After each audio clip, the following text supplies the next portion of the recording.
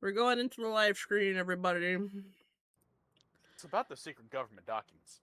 Shut up. We are live. I had to. I'm Alright. sorry, God. Oh, she's gonna smite you. Just And for you know that, what? you can tell us what happened last time. Okay, Get so fucked, Dante. I mean, I don't mind. So we made it out of the temple, and along the way, we ran into two people who are part of the Black Flame. I'm going to make a strong assumption above game that they are high-ranking to decently high-ranking members. A lord of some sort. I'm assuming a bodyguard who didn't speak, and two what appeared to be wolves. One ended up actually being I know it was from the Abyssal Plane, but I don't remember out of the top of my head the actual name of the beast. The brown furred one. Mm-hmm. Vale tried to do some negotiations to let us all pass, but he'd go with them. Kit then came out and was just like, "Don't listen to him. He's drunk. He's always drunk." Oh, he's about to be.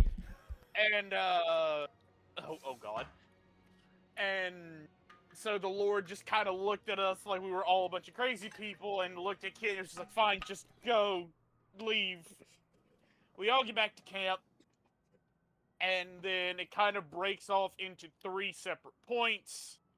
From Vale's point of view, he goes back to the main town, signs up with the Black Veil, assuming that he can get out of it. Whether he can or cannot is yet to be determined. And then comes back to camp, going to Maybelline, saying, "Hey, can you do something about this to make me a body double?" Maybelline sees what Vale is wearing and is like, "Why are you wearing that?"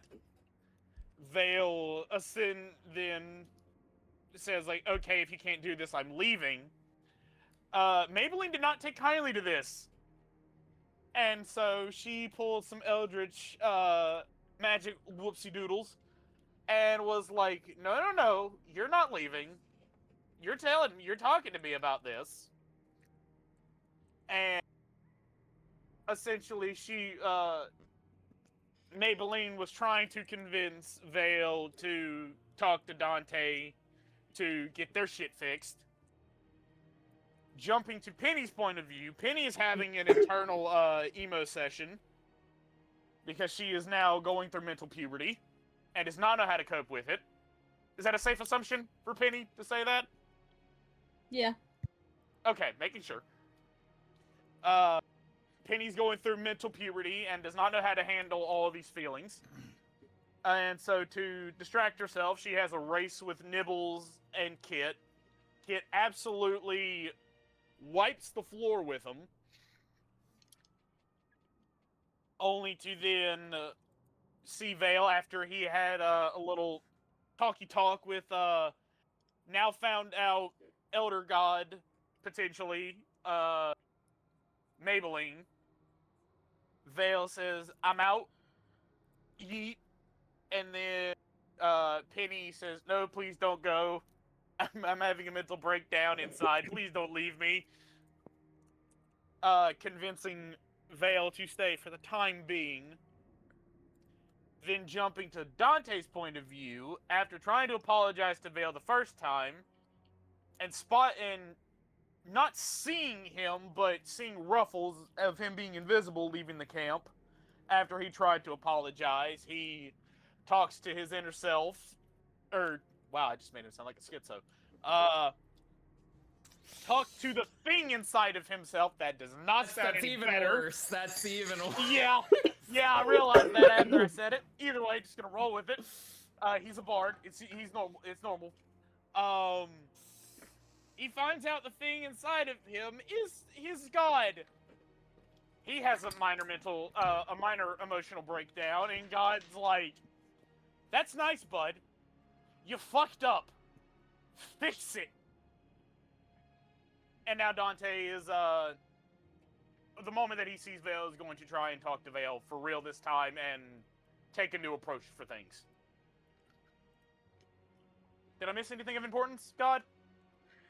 It was more or less right. There were 3 people in that group. 3 people and 2 wolves, but the third person didn't say anything, or... That's right. That's why I forgot about that, the third person, because they were just kind of like, "Hi, I'm here." Yeah, sometimes not saying anything in a confrontation is the Also- best way. You missed Vale's baller intimidation check.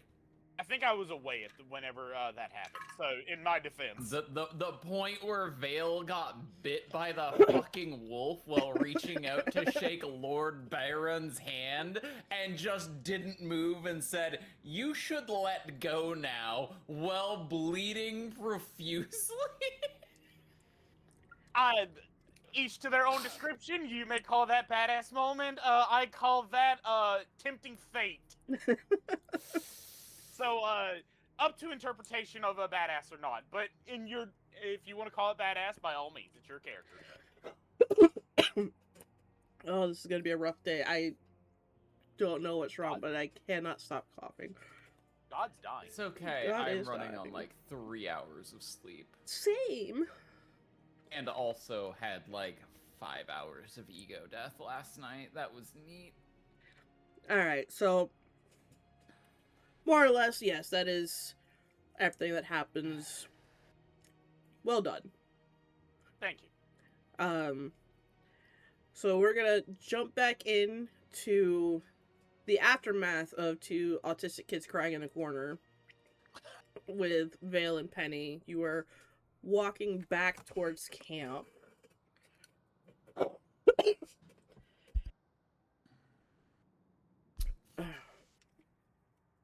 Need a cat. Any of us jump in at this point? As Vale's walking towards camp with Penny, he's gonna look at Penny and be like, "Dante's not gonna like this. Vocash isn't gonna like this. Maybelline's gonna love this." Why would Maybelline love this? I don't know. I get the feeling that she's here for shenanigans. And me not being sober, it's only ever led to shenanigans at this point, so shit. Question real quick, God. Yeah. Vale's, the cloak turned yellow. Is it still yellow? Is Penny aware that Vale signed the thing? As far as I'm aware, Vale has not changed the color of the cloak From yellow.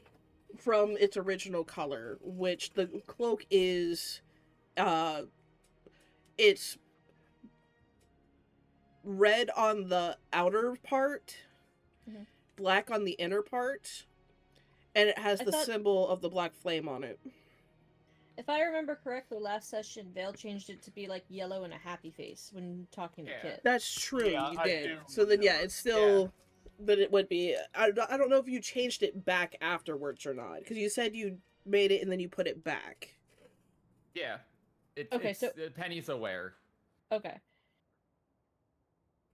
Yeah.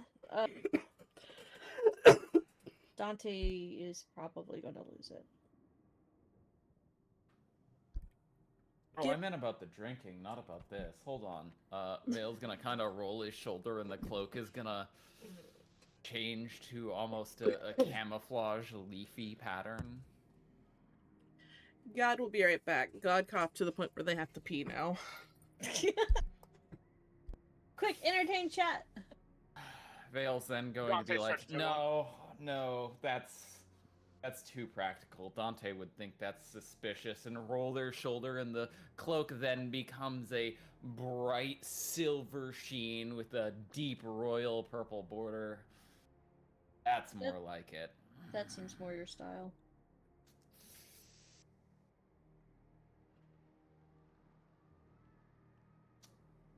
So I'm assuming Though everybody you goes back will to have camp? to tell them. I don't have to do shit except for get absolutely hammered. God, perks of not being a god anymore. Being drunk is great. Vale's gonna kind of climb up the ladder, walk towards camp, and be like, Maybelline, Well, I need God, the alchemy jug. God stepped away. Give her a minute. Oh, I'm aware. If anything, Dante's back in the middle of camp after his little talk with his god. If anything,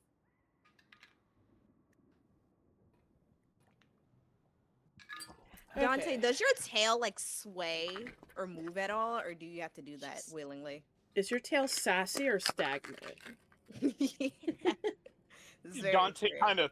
Dante looks over at Nibbles with like a raised eyebrow, more of just like a he's never been asked that before kind of look, rather than like an Smart. insulted one. If that makes sense. Okay, so in Star Wars, you know, there's no wind in space, and yet Darth Vader's cloak bellows when he stands inside, like at the Yeah, that's edge just of Darth Vader space farting. in the Star Destroyer. He's so extra, he uses the Force to bellow his cloak. Is that like Dante's tail? Is Dante that extra?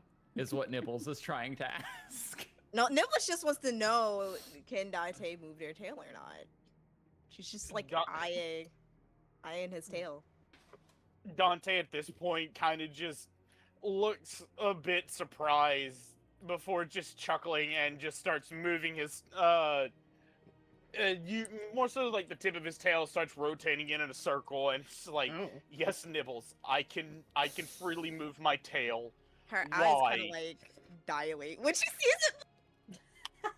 She's gonna pounce on it. Furiously point, scribbling Dante's- notes. Dante sees this and is just like like he channels the lightning in his body to where like the tip of his tail lights up blue. And he just starts moving it in like My a God, it's a infinity glow pattern. stick. You know, Nibbles kind of like crouches down. You know how cats do like the little wiggle when they're about to pounce on something. Dante's like, "Come on, Nibbles, you can get it.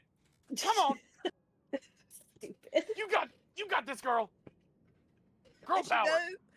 does- You guys know she's all about her animal instincts, so she is trying to like catch Dante's tail at this point.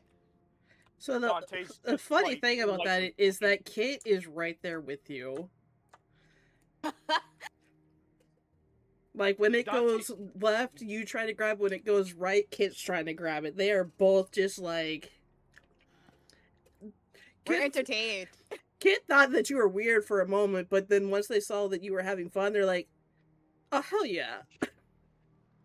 Dante, seeing this, just couldn't help but let out like a hearty laugh, and he's playing it like you do with a cat with both of them. He's like, "Come on, y'all, you got this. Come on." Maybelline, I need a drink. So, Penny and Vokash, you guys come back. You see, essentially, Dante thought I was twerking in front already of there. children. I With thought the I was tail. I cooking. mean, Penny and Vale. Yes. Did I say Vokash? I'm so sorry. Penny and No, Vale. you're fine. You see Dante, like, swishing their tail around, essentially, like, twerking, having it go in video while they were trying to catch the tail. Why did It's, you have to say it's a- twerking? Now I'm just imagining Dante throwing it back.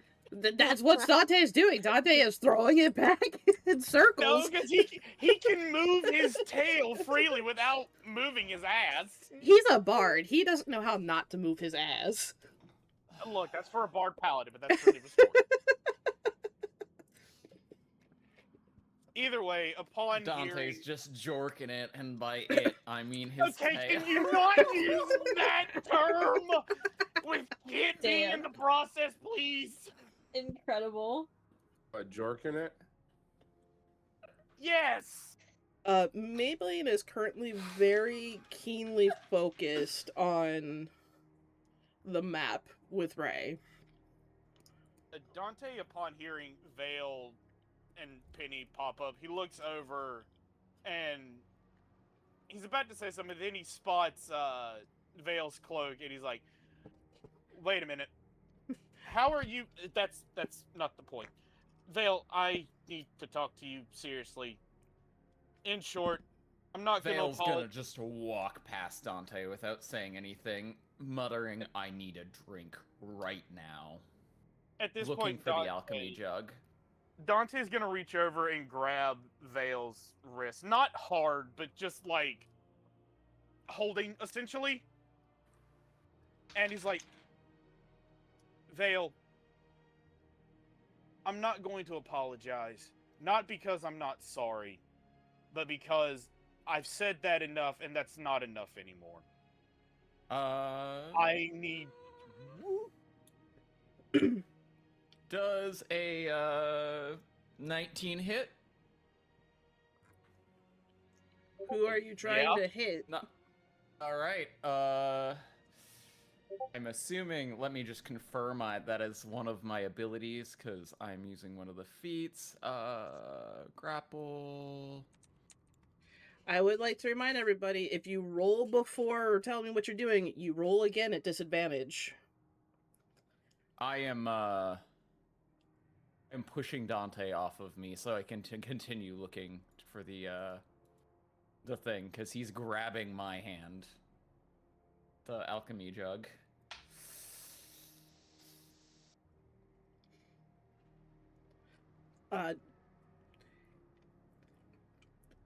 Because Dante is not physically really trying to restrain you, it's more of a shrug off. Oh, okay. Like, they're trying to stop you, but they're not trying to restrain you. Alright. In that case, yeah, Vale's just gonna, like, push their hand out of Dante's, like, grasp and be like, "I need a drink. Right now." Dante, at this point, just kind of puts his hand in his head. He's not aggravated. Where is the alchemy jug, Dante?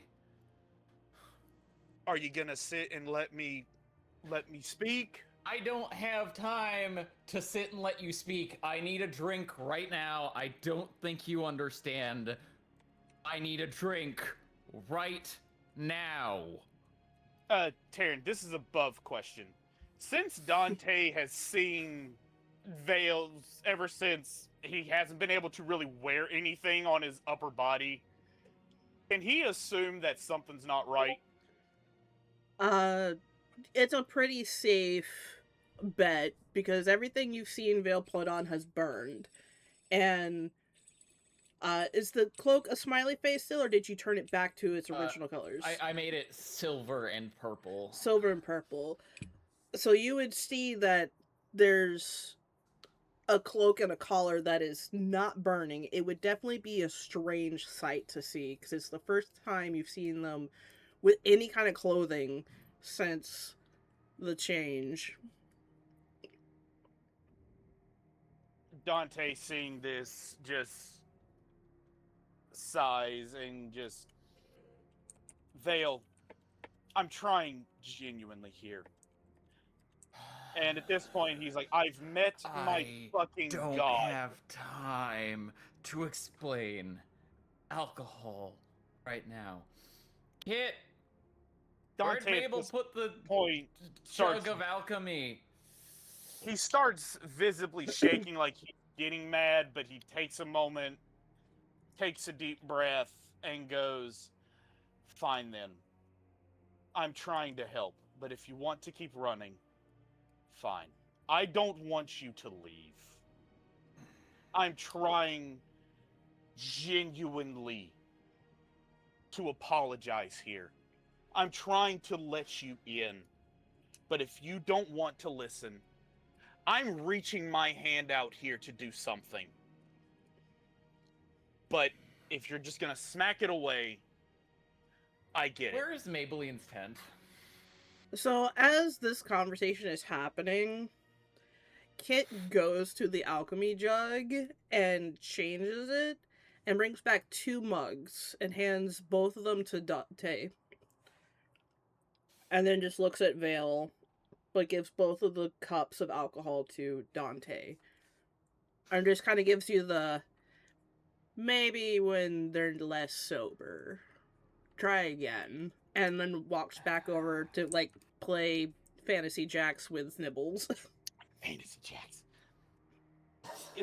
Getting the vibe from Kit, Dante just gives him like a look of just like, this is not the way that I want to do this, but fuck it, okay. And then goes, you want some alcohol? Here. And then just walks over and gently like hands him a cup. I'm keeping this one. I'm drinking this one. Vale is going to try and take both cups out of your hand. Dante pulls the other cup back, is like, I'll give you this one on one condition, and you can have it. I won't try to fight you on it. Vale is gonna slam the first cup. It Take a breath. It is a strong brandy.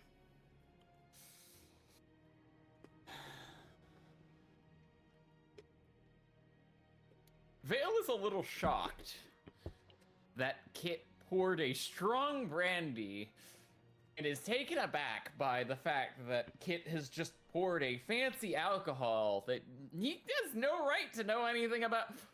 Be like, okay, Dante, I want to hear you out, but first, Kit, who's teaching you about alcohol?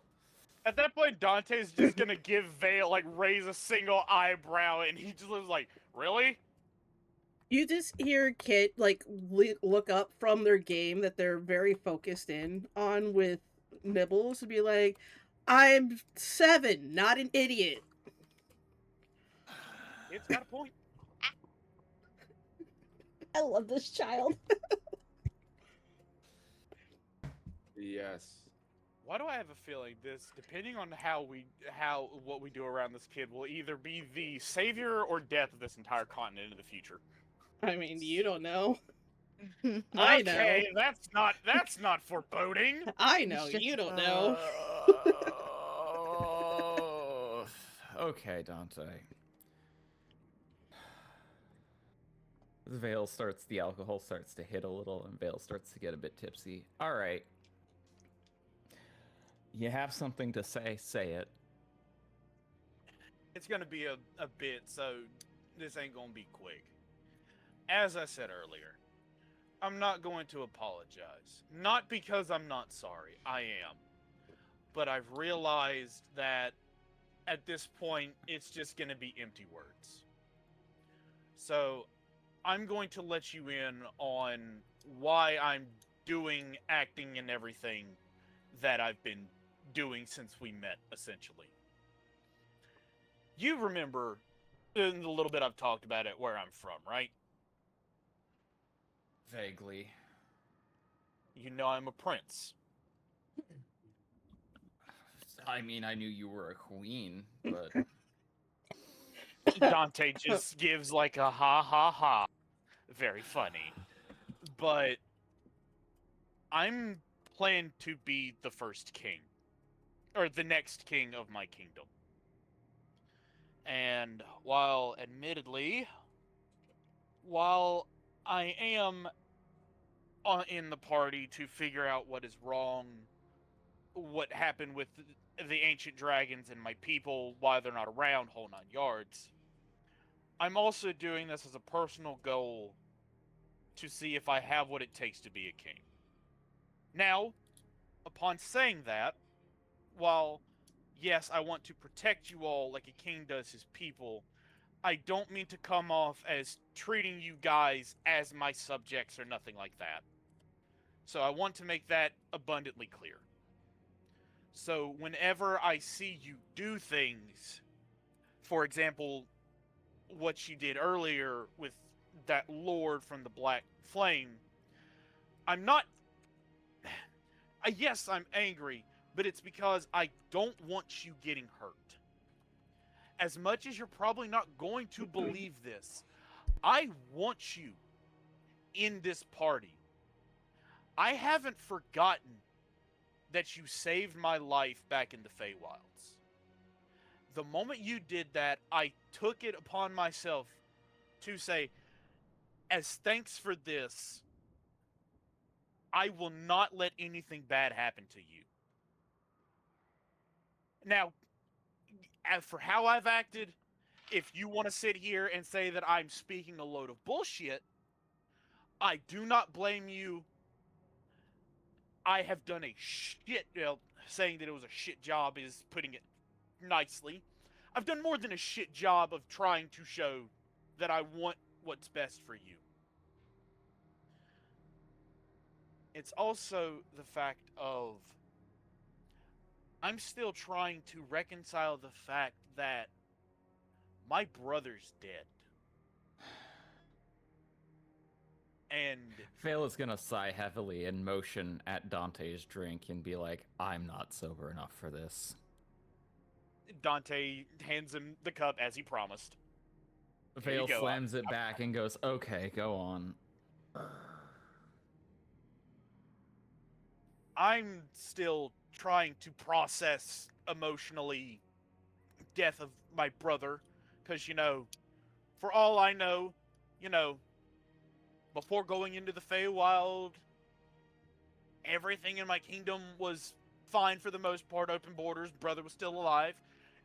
I come out, and it's supposedly not even, what, Taryn, I believe it was not even a full day over here.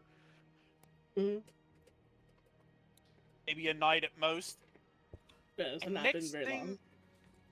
And next thing I know, as as he says that, his voice breaks and little sparks of electricity are kind of crackling around his body. Hey, keep that shit in yourself. I don't need more scars. I can't control it all the time. Take fucking breath. Dante just kind of looks at Vale for a moment and takes a breath. While the crackling doesn't fully go away, there's still a bit of humming from it, but no crackling. In all honesty, a part of me just wants to say, fuck it and run back to my home. But if I do that at the same time, I'm not going to feel any better because I'm going to be abandoning you guys. And also, to top it all off, so remember how whenever I tried to talk about something and just my mouth would make words but nothing would come out? When we found you in the tavern maybe a couple days ago? Go on. I found out that that's my god. The deity that I worship, that I have pledged my life to be the champion of. And you want to And know... how's that working out for you? She put her hand on my shoulder and essentially said, "You done fucked up. Fix it." And for me, spending my whole life trying to live by Dova's virtues of being a hero and protecting people, to have your own god tell you, "You fucked up, son. Here's how you can fix it. Go fix it." And the way that she told me to fix it was reconcile with you. And that's what I want to do. Now let me clarify, this isn't me doing it just to make my god happy. I'm also doing this because I genuinely want to. And I am worried about you. I don't know what's going on, but back at the temple, when we were trying to figure out what was wrong with Penny, I saw that look in your eyes. The same probably look that I have at the moment of just, I'm barely hanging on by a thread. Now, you don't have to tell me what's going on. It's not my place. But I want to help you. And one of the big things that I'm worried about with you right now is this apparent suicide run that you seem either intentionally or unintentionally putting yourself on. And as much as you probably think I'm speaking out of my ass, which, once again, I don't blame you for thinking so, I want to help in whatever way I can. And on top of that, admittedly, the cloak seems a little suspicious as well. And it's got me worried, because beforehand, you couldn't wear a shirt. But yet, suddenly now, after leaving and you come back, you can wear this now. It's got me worried.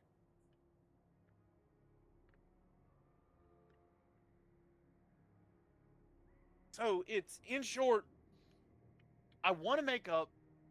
I don't want you to leave this party. I want you to stay, and I know everybody else does as well. And I think I can safely speak for everybody at this point. Dante kind of looks around in case somebody says otherwise before looking back at Vale, and it's like, I think I can safely speak for everybody when we want to help you too. Not one single person in a party can shoulder everything and expect it to all work out fine.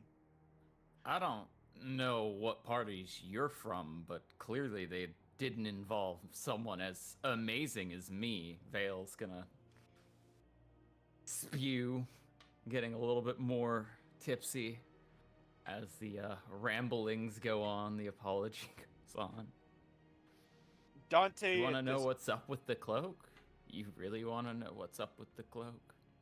Yes.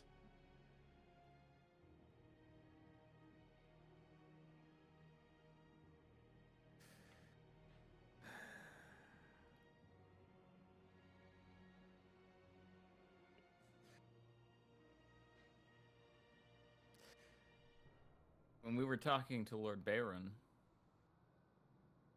is Lord Byron right, Taryn? Byron. Yeah, we were talking to Lord Byron. I was trying to appease him to get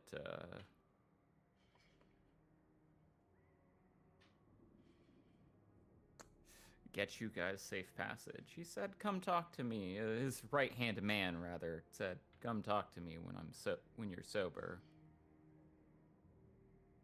There's a reason I needed that drink, and Vale's gonna again roll his shoulder, and the colors of the cloak are going to change and settle.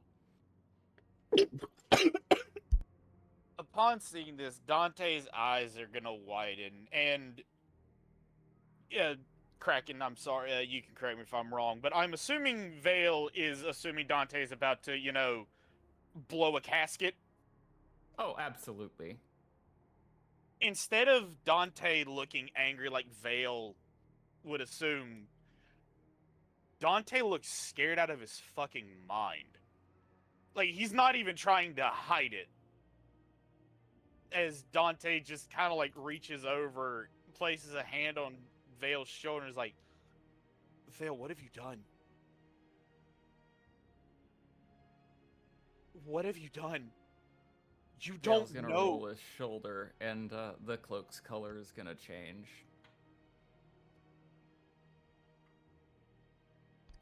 What did you change the cloak to? Back to the silver and silver cloak, bright, sheening, metallic silver, almost like mithril over the body with purple trim. Continue. Dante's still with this horrified look on his face, and is like, you don't know these people, Vale. You don't know I what know they... enough to know that someone needs to stop them. And I know enough to know that even the hardest eggs are easy enough to crack from the inside. Or easier to crack from the inside. Okay. Then let me ask you this next question, and please, just humor me with this. What if your plan doesn't work? What if every plan that you try to do to crack them from the inside doesn't work? What if every plan that you have to either stop them from the inside or whatever other plan you might have doesn't work? Vale's gonna look at Dante and sigh and say, I'm thousands of years old. Now, I might be fallen, but that doesn't make me any less of a god, and, well, in case you hadn't noticed, even gods bleed and can be killed. Yes, gods can be I don't killed. make plans that don't work. I wouldn't be here if I did. And I get that, but Vale, please. Would that be a persuasion or deception, Taryn? Sorry, what are you trying to convince them? Dante that Vale just has it figured out. Does Vale believe that Vale has it figured out, or is Vale lying to themselves? To make themselves feel better. To themselves, then that's it's probably gonna make it persuasion for Dante.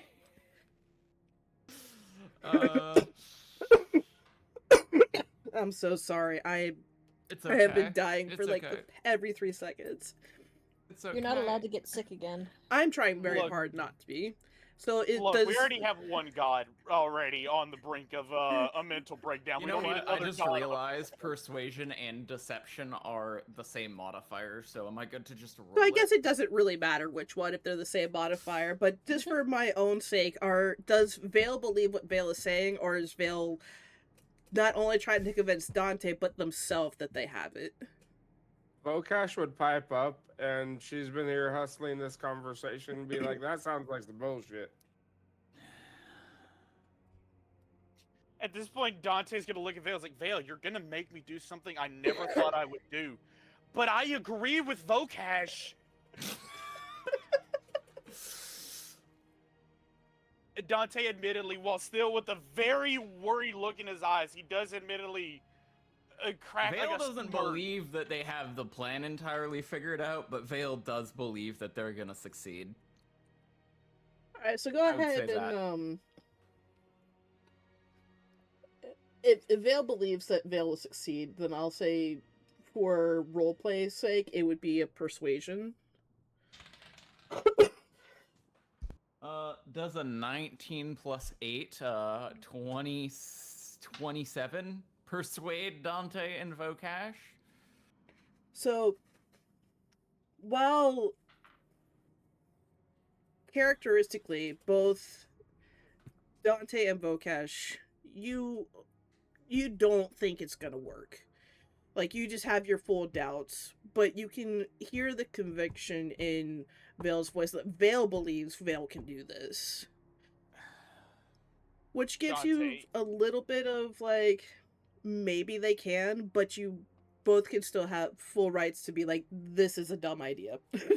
You've also got to That- remember, Dante does know some things about the Black Flame. So, granted, it's because remember, Taryn, this was like 3 or 4 sessions ago. Whenever Dante brought up the Black Flame, Yeah, so like so he's got like surface level knowledge, but I'm pretty sure he would have enough knowledge of realizing what happens to people who wear that cloak and who use magic, right? he has a I'm so sorry. He has a general idea, if not the full details. It's more like a lot of Dante's knowledge is secondhand reports, because this is his first time kind of like out of his country exploring the world. So he Fair. hasn't seen it firsthand, but he's had reports, and his family and kingdom in particular seem to have a greater interest in what the Black Flame does or does not do. At least in this timeline, they do. A lot of your knowledge is the history that you know about it. So, what you knew about it from the old timeline and how they act now in this timeline may not be the exact same, but either way, you as a blue dragonborn do not like them. Could I also make the suggestion that he should know a little bit more, given how he is royalty, first prince, soon to be king, that he should have knowledge of this stuff that maybe other royals shouldn't? You definitely would have gotten, like, CC'd on the reports, being that you are in line, or were in line in the royal family, military type things. Like, you were part of that inner circle that needed to know what was going on in other kingdoms. Like, you were definitely CC'd on all the reports, even though most of the reports went to your father or your older brother, who was like the commander. Like, but you were kept in the loop Yeah. of how At all this that point- happened. Sorry, Taryn, didn't mean to interrupt. Oh no, you're good. But like, all of your hardcore knowledge from those reports are from the old timeline. Yeah. You don't know how the information from your old timeline affects this timeline. But from what you've seen of how the Black Flame has operated so far, you're not initially catching a lot of differences from the reports that you read from what you've seen. Dante at this point, like, his grip does get tighter on Vale's shoulder, but not in like an angry. Once again, it's Vale. The look on Dante's face. This is genuinely the scaredest Dante has ever looked. Not just to Vale, but anybody else who's paying attention. As he grips him a little tighter, like, Vale, please, for once, humor me. What if your plans don't work? What if everything that you try to do doesn't go the way that you think it does? What if it makes it worse? This isn't me getting angry at you. This is me genuinely scared for your safety. You don't know these people at the end of the day. You haven't seen the reports that I have seen, what these people do to people who wear that cloak. For what they do to people who try to do what you're trying to do. With all due respect, this isn't me discounting your abilities. I've seen what you can do. I know you are very capable of making shit happen. But please, for once, put your ego aside just for a few minutes and genuinely listen to what I'm trying to tell you. At this point, Dante is tears are starting to flow a little bit here. Just to kind of emphasize, like, he is fucking terrified. While Dante's hand is on your shoulder, Vale, and you can see these strong emotions start to break through. A little bit of lightning starts to crackle around Dante, and it flows down his hand and over your shoulder, and you can feel the tingle of lightning, but it's not painful. You can almost feel their emotion through the lightning, and you can feel their genuine fear and care for your well-being. Vale's gonna look at Dante and be like, "Hey, deep breaths. You want to become a better king?" In that entire apology, just completely blowing past the subject at hand, in that entire apology, the one thing that stuck out for me is that you needed a god to tell you when you fucked up, and not just any god, not the one standing in front of you.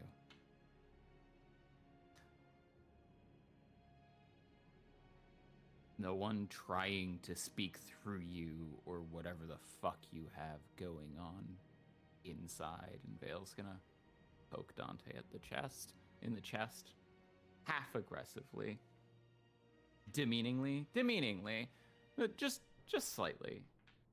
Vale's gonna look at Dante and say,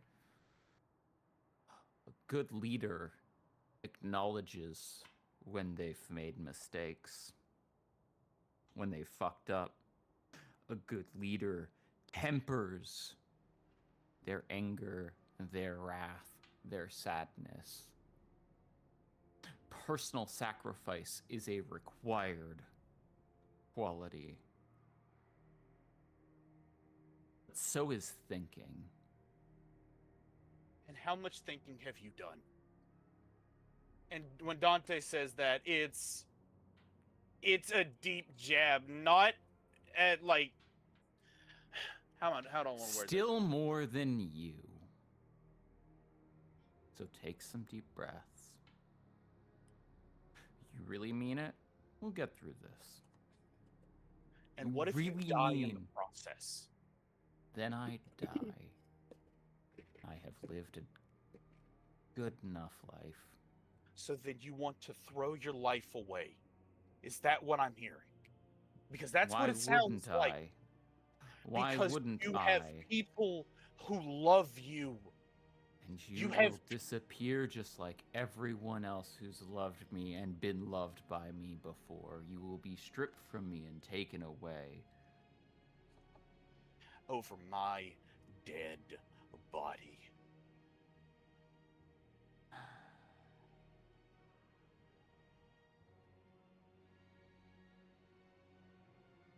I know you don't believe me in everything that I've said, and honestly, you have the right not to. But when I say that I genuinely care about you, I mean it.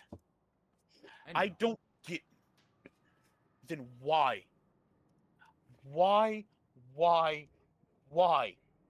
can you not just, for a second, think about what if your plans don't work?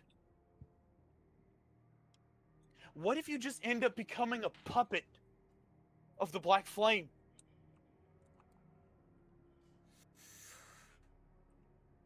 When the stakes are high, accepting the option of failure is just accepting failure. I don't have the option to fail, and therefore I will not. And Vale's gonna walk over to Maybelline and Ray and be like, cheekily, "Hello, beautiful sister. Hello, sexy goddess. I need a commission." They are not paid. They are deep in conversation over this map. You can see that there's like arcane runes floating above it, and they're furiously talking to each other of how to fix this. But before you and Dante part ways, like, all of the party have been low-key listening to this whole thing. Like, there is no perception check. They are all, like, pretending to do other stuff while they are blatantly listening. And Kit just yells from their Jax game, just kiss already! You see, that's the problem with gods. Regardless of their feelings, they often look the same and they're incapable of understanding it, regardless of any information given. Is that how gods work? That's how this one seems to work. Dante, after Vale walks off, just his shoulders if they could slump anymore, they would practically fall off, and he just kind of goes off. Dante, by get himself. over here. What? It's Get not like you're over gonna here. listen. Dante eventually does just get back over there and just what? It's not like I have the choice anymore. Now, as you recall from our interaction on the path, the first and last order I was given was come talk to me when I am sober. Yeah. What about it?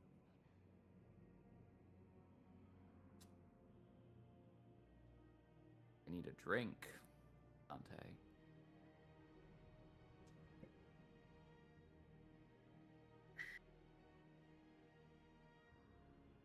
Okay. Make an I intelligence check for me. Are you talking to me or? Yeah. Okay.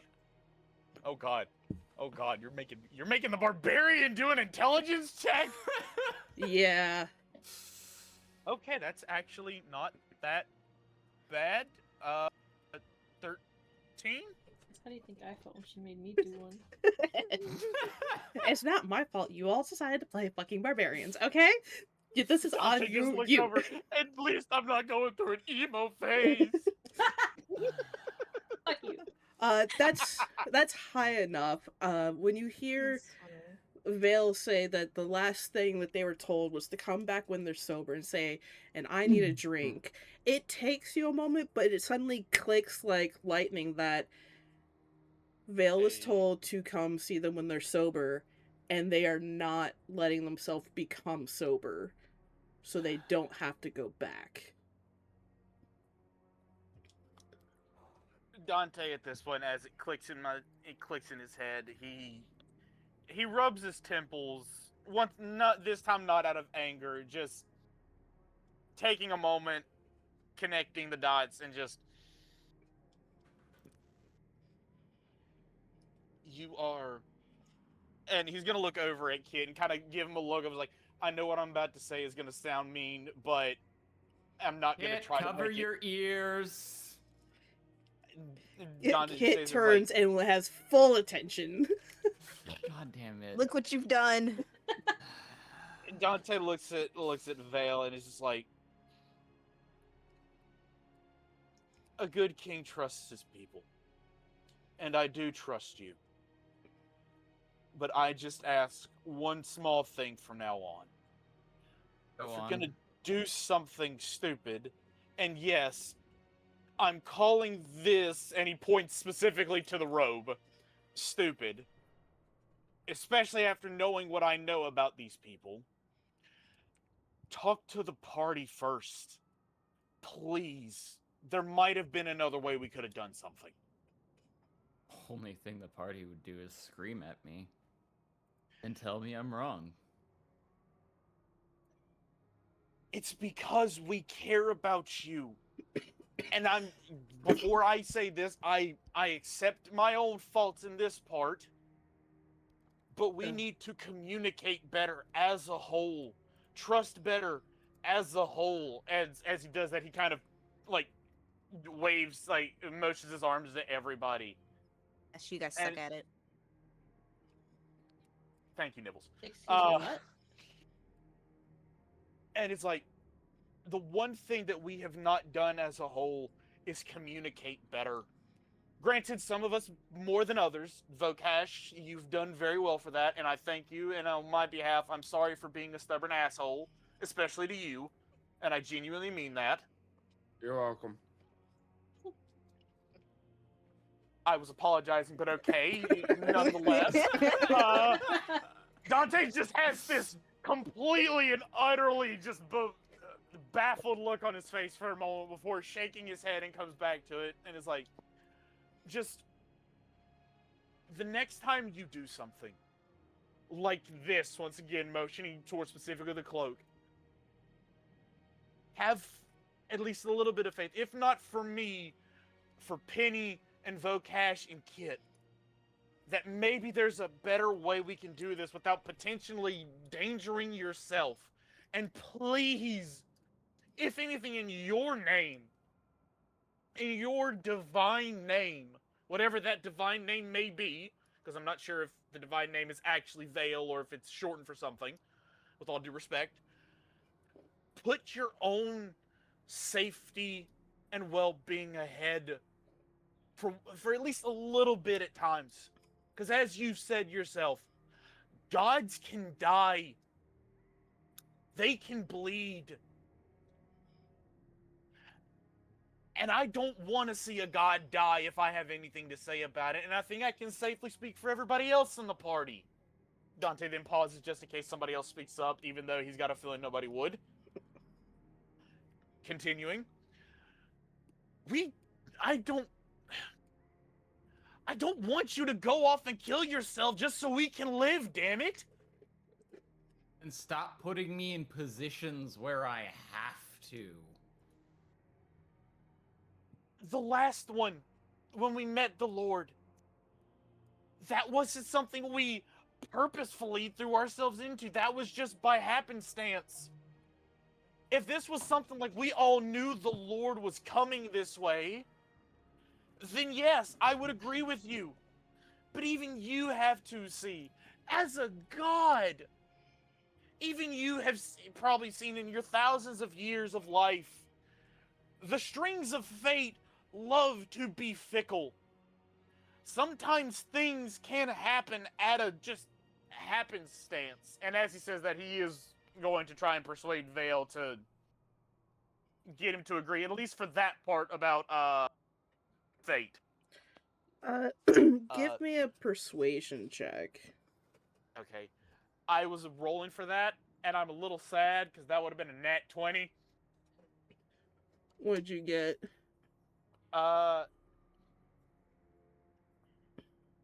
24. 24. Vale, I'll say that, like, you can hear and feel the conviction in their words, that they mean every bit of it, that they genuinely care about your well-being, and they genuinely want to, like, work with you. Like, everything that they're saying, like, you can feel their honesty in all of that. That they're earnest in everything that they've been trying to say to you. Like, Vale's gonna just walk up to Dante and hug them and say into their ear, "The strings of fate can be fickle, but don't underestimate yourself. Sometimes you can make your own fate. So let's do that together." Vale's gonna back out from the hug, spit in his hand, and hold it out. Dante, upon hearing that, he without hesitation grabs his hand, but instead of just shaking it, Vale's gonna look at Dante and be like, "Disgusting! Who raised you in a barn? I thought you were royalty. Oh my god. Penny, this man just stuffed his hand in a handful of spit." Dante at that moment is going to grin and go, "Says the god," and he says that as sarcastically as he can, who spent how many years in the Feywild drinking themselves stupid and sleeping around and pissing how many people off? Above table. That's just a thing a god does, though. Vocash Well, comes in at that point. I You are mean- pretty stupid. As we've established, well established, I'm not actually a god. I mean, considering who Vale is, you should be lucky that the spit came from their mouth, alright? I'm just gonna pretend. You know what, Terrence? Just for this moment, because I think this would be an hilarious. Wouldn't be the Can I first assume- time Dante's hand was covered in Vale's other spit. Can I assume what you just said, Taryn? That was Dova speaking to Dante whenever you said that, just for the bit. Sure. Upon hearing that in both Dova, Dante just looks at Vale and goes, "You're right, but you want to know something else? I've given you something that you will never get taken away." And Dante is going to lightly STD. send electricity. He's going to send electricity through Vale's body just enough to excite him. So- Dante knowing what he has given Vale beforehand. So Vale, before you react, as you guys are bro hand clapping, and Dante sends that bit of electricity into your hand. It doesn't hurt, but it does make around your wrist start to itch a little bit. And if you look down where that rosebud had started to form out of the lightning, as the lightning crawls, the rose fully blooms, and it is a blue rose with little bits of lightning constantly going through the petals. Out of curiosity, would Dante see this? What's your passive perception? Passive perception is 15. You would see the lightning not travel up the arm, but you'd have to take a closer look because the hand is sideways. Fair. But where you Damn. would expected the lightning to travel up the arm, it stops at the wrist. Dante's, damn it ruined my original joke I was gonna I'm make. so but sorry. No, you're fine. Dante, upon seeing this, he's going to assume, the cloak is doing something. So, Dante's gonna look at Vale and he's gonna give a more serious look, but once again, not like a angry serious that he's more known for. And he's just gonna look at Vale and go, "Okay. I'm glad we got this worked out now. But before you get absolutely sloshed, we need to think of a plan." I already don't- have a plan. Okay, Drink. then let us... Okay, after you get sloshed, what's your plan? Well, Or are you literally just winging this as you go along? someone needs to get information from the inside. Then, may I make a suggestion I that would... have to be very careful about what I say right now. Fair. Dante's People gonna... need to eat before they go to the inside. I'm gonna start handing out main dinner plates.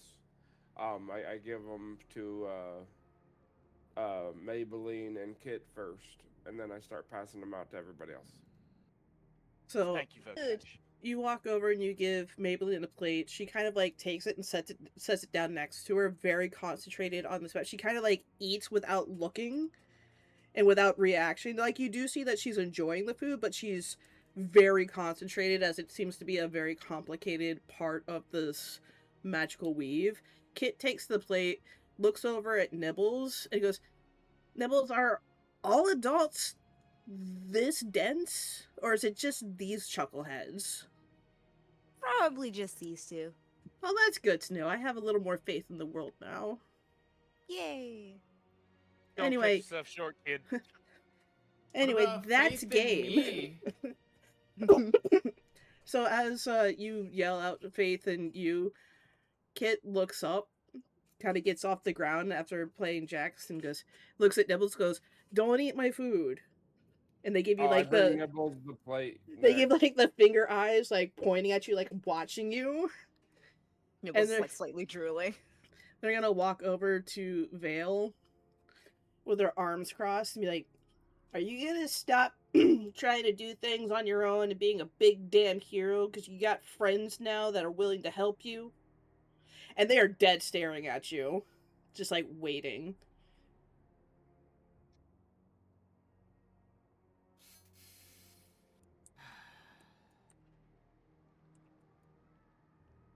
What's an animal that flies, Taryn, in this world? A bird. Birds? Like a big, dragon?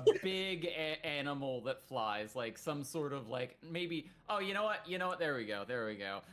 Vale is going to kneel down to Kit's level and go, "Here comes the wyvern," and then grab Kit under the armpits and just launch him up into the air and try to catch him. Dante is How gonna yell, Auntie! Are you trying or are you catching? I mean, I'm assuming I'm catching, but I'm You also are drunk. 2 cups of brandy deep and about to get worse. So I want you to make 2 checks for me. I want you to make an athletics check. Can Dante help and assist in this? Just Nope. in like the off case? This is happening. Okay. You said athletics, so that's +7, so 16 + 7, 25? You launch Kit into the air. Like, what was supposed to be, like, maybe a couple of inches, they are a couple of feet above you now. Like, you absolutely just full Nelson, just 3 meters, launched just them full into the send. air. Just full send. Does- Make an acrobatics check for me.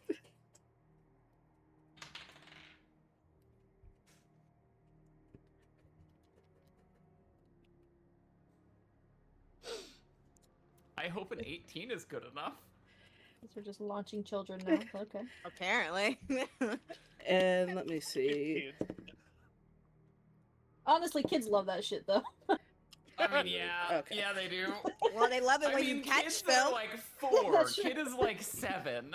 Yeah, That's true. you fully launch them into the air, and they aren't expecting it, so they like half turn in the air, and they're like, "Holy shit!" And as you go to catch them when they come down, because they are twisted in the air, instead of a nice gentle like under the arm catch, you end up catching them by like one arm and one leg, and they kind of swing sideways. Vale Like- is gonna continue the swing in a full circle, going whoosh, and then set them down. Dante's going to look Just absolutely tormented that fucking poor kid. horrified. As Kit sits, Nice. lands, they're like, all right. So they see that Vale is more the Vale that they met, the Vale they remembered, and not this sad boy that they've known over the past couple of days. Emo Eh. twink. And they're gonna get closer and goes and kind of like they probably come up to like just below like your chest level, and they're gonna Vale's pat gonna you. kneel down. Vale's not Okay. about talking down to kids, especially not Kid. Kid's fast and can fuck Vale up probably. Yeah, probably. Vale knows who is teaching Kit magic now. Vale knows that Kid is oh buddy. And if Kit can't fuck him up, he knows someone who can. Kit So has a hand axe as well, and we'll chop those kneecaps off. So as you kneel down to Kit, Kit's gonna take your hand, the one that just had the flower bloom on it, and it's just gonna hold it, and they're gonna study it for a while and just be like, "It's really pretty. It's like your soul is finally growing, expressing themselves." And in Does a way, Vale even know that tattoo changed? Oh, I guess he felt the itch. So he yeah, felt the okay. itch, but Kit is bringing it to your attention. Hmm. And it's just saying, just like, it looks like there's, they kind of make fun of you at this point. Like, it looks like there's a bit of Dante influence. Are you sure you don't like him? And then before you can respond, they're gonna laugh and they're gonna give you like a full round the neck hug, and then push you back and be like, I'm an adult now. I can't show affection. And then- if you're an adult, then I should traumatize you with the talk of the birds and the bees, shouldn't I? They look at you and he goes, "You're too late. I know all about birds and bees. They fly and they make honey." And they're gonna walk away. Out of curiosity, how much of this would Dante hear? Out of curiosity, I mean, you're right there. You're witnessing this One conversation. day Kit is gonna remember this conversation as an adult and be like, "Oh God! Oh God! Oh God! That was not what they were talking about." Dante's gonna lean over and like whisper in Vale's ears, like, "You really want to test Maybelline's patience with that?" Vale is gonna kiss Dante. Oh, Oh, Dante's gonna have that look of, "Oh, we're doing this now." Okay, and just you do the Yeah, whole as fucking... Dante leans forward to said I was say, leaning are we forward." really doing this, or are we like whatever you were saying? Vale's gonna say to answer Kit's question, "Hey, Kit," to get his attention, and then just after yelling that, just full tongue kiss Dante. they look back and they go, Do I dare? "I knew it." Do I dare say Ew. something for a funny bit? Do I do it? Do it. Fuck it. Tasty. Dante at this point, he's gonna do like the whole like grab around the waist, dip Vale down, whole 9 yards, pull back. It's like, well, I was known back in my village as the Bad Dragon. You just hear Kit from across, who's now like half looking, half not looking, and be like, "Get a tent." Ew. And then looks back at Nibbles, goes, "They're idiots and gross." Oh, Nibbles is like attempting to steal Kit's food, so. Oh no, I brought you your own food. That will There's a not big stop fight. Nibbles from trying to steal Kit's food. Yeah, I'm like, okay, and? Nibbles is more animal than sentient person, being whatever. They go off animal logic. I tell Nibbles to make sure to save room for dessert. I would I'll like to have room. roll an Arcana, if that's okay, to help Maybelline and Ray with the thing they're doing with the map, but not use magic in the process. Just like scribble out runes in the dirt beside them, give them suggestions, that sort of things. Just like hard mundane assist. Yeah, you can make an Arcana check to see if you can even grasp exactly what it is they're doing. Taryn, can Dante say something to the rest of the party while Vale is off doing this? Absolutely. So while they're doing that, Dante's gonna walk over to everybody else with the food that Vocash Before I handed go, him. 18 plus 3, so 21, and I have to pee, which is why I'm doing this. You're fine. Continue, Dante. Dante's gonna look over at everybody and just looking a lot. He feels a lot lifted off his shoulder, but you know he's probably gonna have an inner conversation with Dova later on. But he's gonna take a moment, look at everybody. He's like, okay, so Vale being Vale has decided to join up with the Black Flame. I have an idea how we can potentially spin this for our help here. And he's gonna look at Nibbles and just look at her and go, and Nibbles, it is going to rely a decent bit on you because you are one of the very few people who can do this task. And then he's gonna look at Vocash like, Vocash, I might need your help as well. Cash. I So say do that we as get a I snack lift for this this? fluff harder.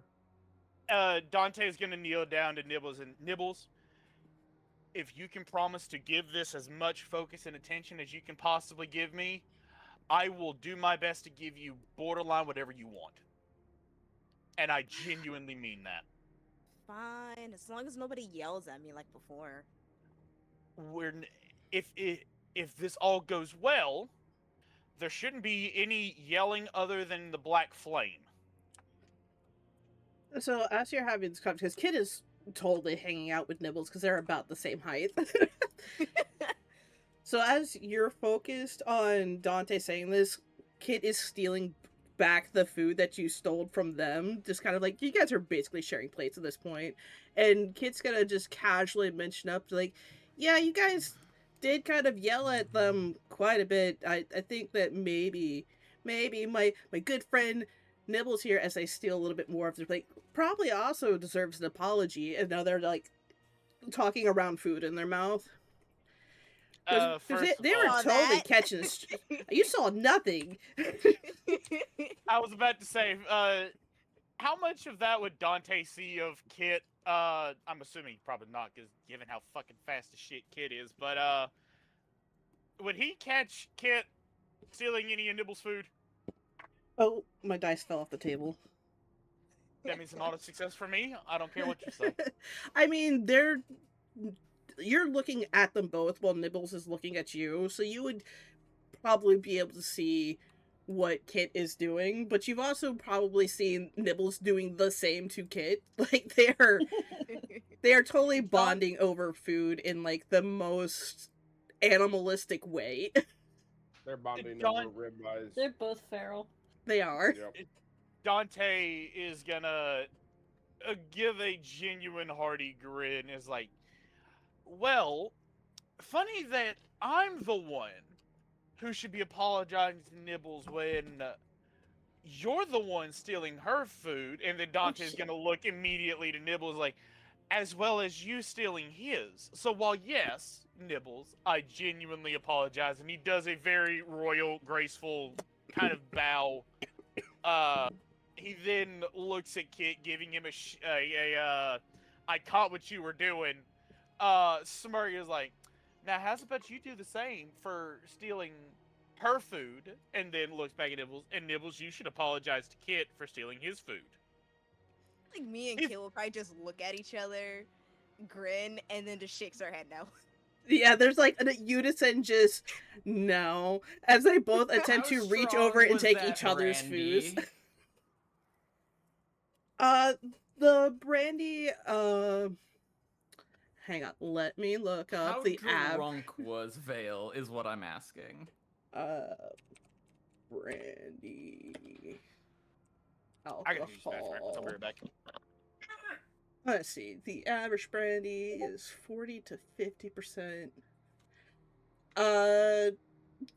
Because oh my god, sorry, I'm gonna put this in the chat because I think this is funny. I can't show this on stream. That's not appropriate. Uh-oh. What did you do? This is in D&D chat when I looked up the word brandy alcohol. Oh my! What is that? That's a brandy bottle. So Vale's gonna need a decanter of endless brandy, and I get the feeling that we've now found what that's going to look like. It's multifunctional. It's multiple. Yeah. I hate that. So damn. the brandy is pretty strong, but you essentially have had the equivalent of like 4 shots, and since Vale has been drinking alcohol more steadily, I would say you have like the beginnings of a good buzz. You are not sloppy by any means. Okay. You spent like 4 days like binge drinking. You're an elf, or you're a god but have faith thing. So alcohol is hitting you a little bit differently because this is material plane alcohol versus magical Feywild alcohol. So you're processing the alcohol in a better state. Well, the thing is that Vale, before becoming not a god, couldn't get drunk. That was the whole thing about Vale. True, you couldn't get drunk. So, like, I would say, like, you're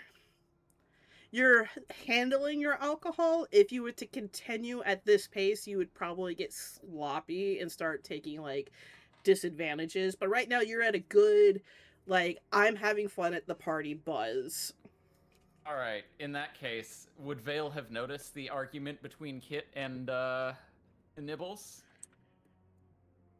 I mean, it's less of an argument and more of just, like, a friendly scuffle. Vale is going to walk over, pick up both of their plates, and hold them way above their heads and be like, alright, kids, apologize. Me and Dante had to. You guys have to, too. Kit looks at Nibbles? Nibbles. Nibbles And hisses. She starts hissing.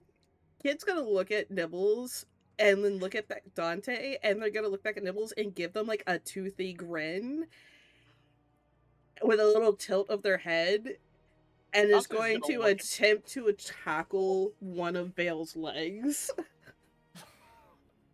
Is Nibbles Nibbles still pretty following out there. suit? Nibbles is falling, so she's got Nice.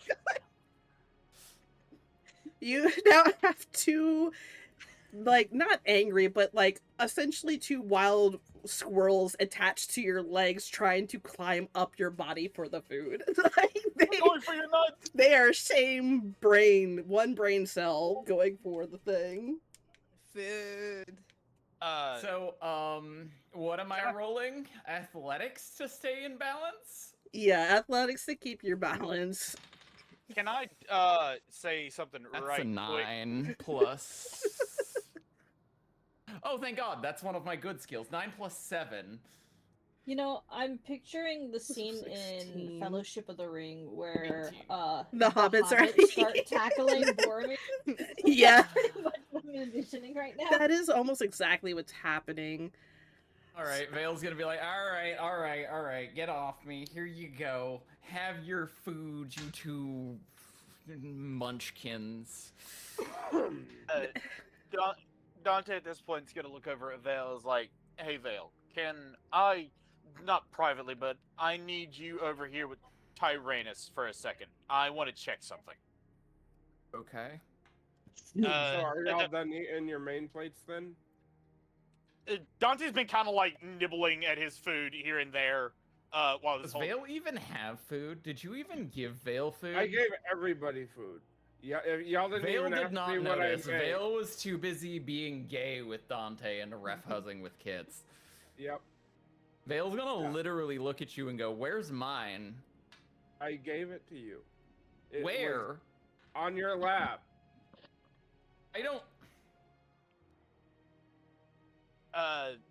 At this moment, Dante's gonna like kind of like gently like grab Vale's arm. Is like, "I need to check something about that cape for a moment," and then he's gonna walk over with Vale with Tyrannus. Like, "Tyrannus, you're good with magic, right?" In what I do. I need you to do me a big favor right now. Look over Vale's coat. See if there's anything like that magical related that they could potentially hear us talking." They can hear me. Okay. I don't I- know about others, but they can hear what I say. Not everything, but there are things I cannot talk about. There. I ask because I have an idea that will, if it all goes well, should be able to play alongside with what you have planned, Vale.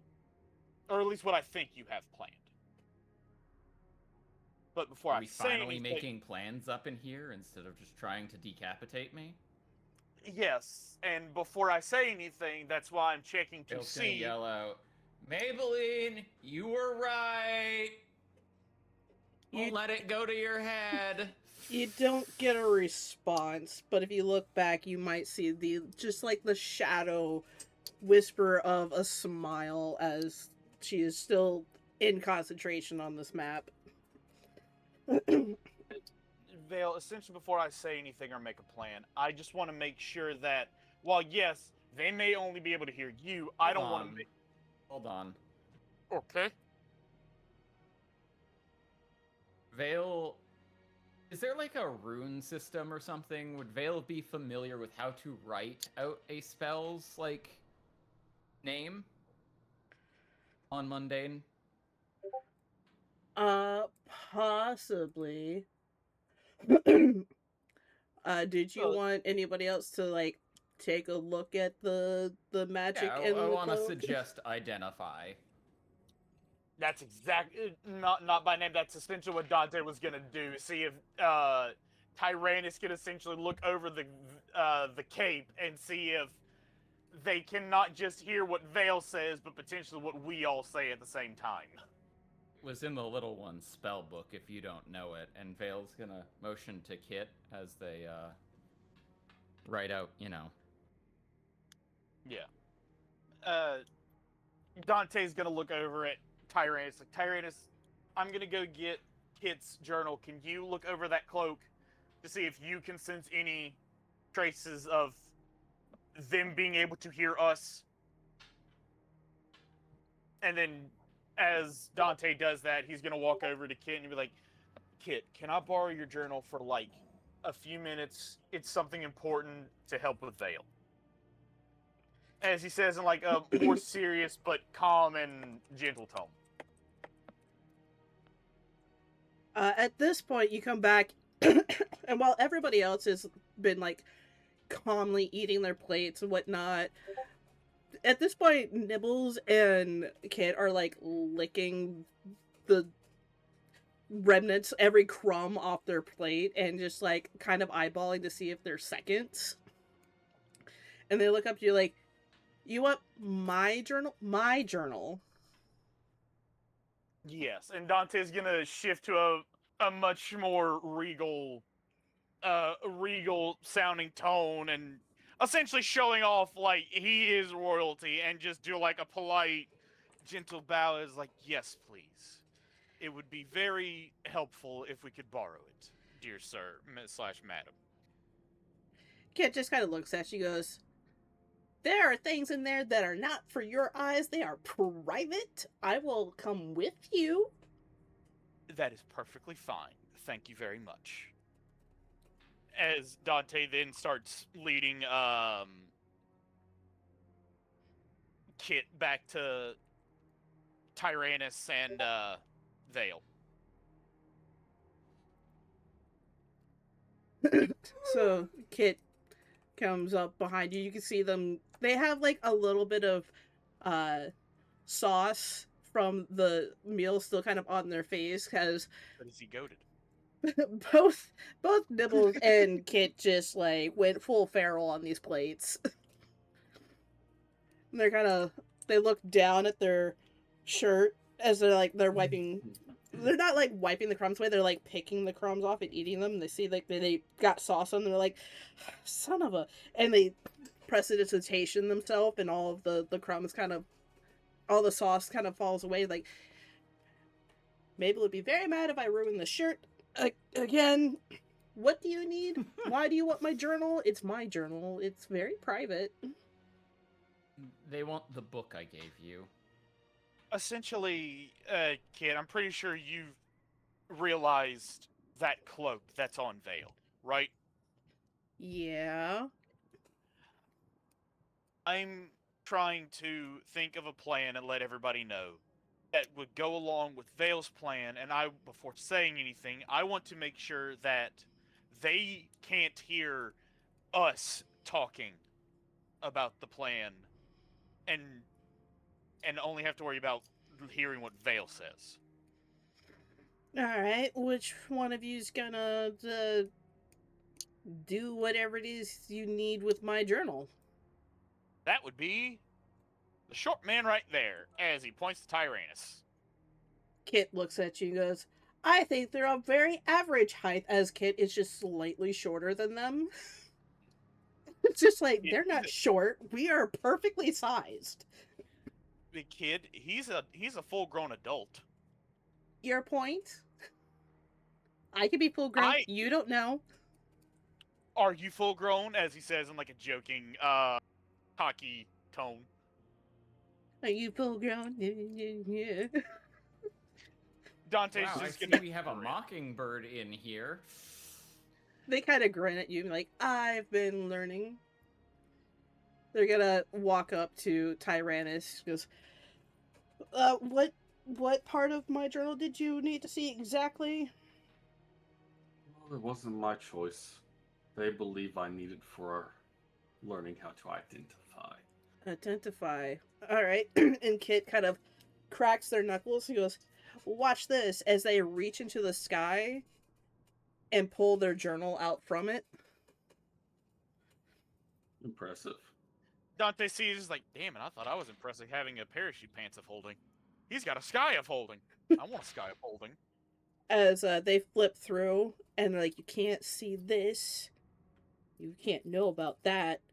As they've inscribed the book that Vale gave them into their personal journal, and they go to where the instructions on how to cast Identify are, and they kind of cover their hand on the other side because it looks like there's like a little doodle on the back of one page. Like, you can only read this page, and they're holding the book. They're not letting you touch it. There's like, is this good? Can you cast it from here? I don't need the book, regardless, but thank you. Oh, well, in that case, I'm gonna go see what's for dessert. I would like to have a chat with you later on, if possible. With Now, me? I have some questions. It's for later. It's fine. Okay, when you're done talking to the lovebirds, come find me. Oh, indeed. I'm then going to just place my hand reluctantly on Vale's attachment and cast Nice. Identify. Alright. Let's see. Identify tells you the School of Magic and its general function, more or less. No, a lot more than that. You touch an object throughout the spell's casting. If the object is a magic item or some other magical object, you learn its properties and how to use them, whether it requires attunement and how many charges it has, if any. You learn whether any ongoing spells are affecting the item and what they are. If the item was created by a spell, you learn that spell's name. Okay. And there's a little bit about if you're touching a creature. It's a whole other bit. Alright, so casting Identify. I need to look at the spells so I can know exactly We've what done it. We've outsmarted God. I need to know what I'm reading off. Where? Okay, Vale has it, so I can read it. So you pick up that it is a magically imbued object.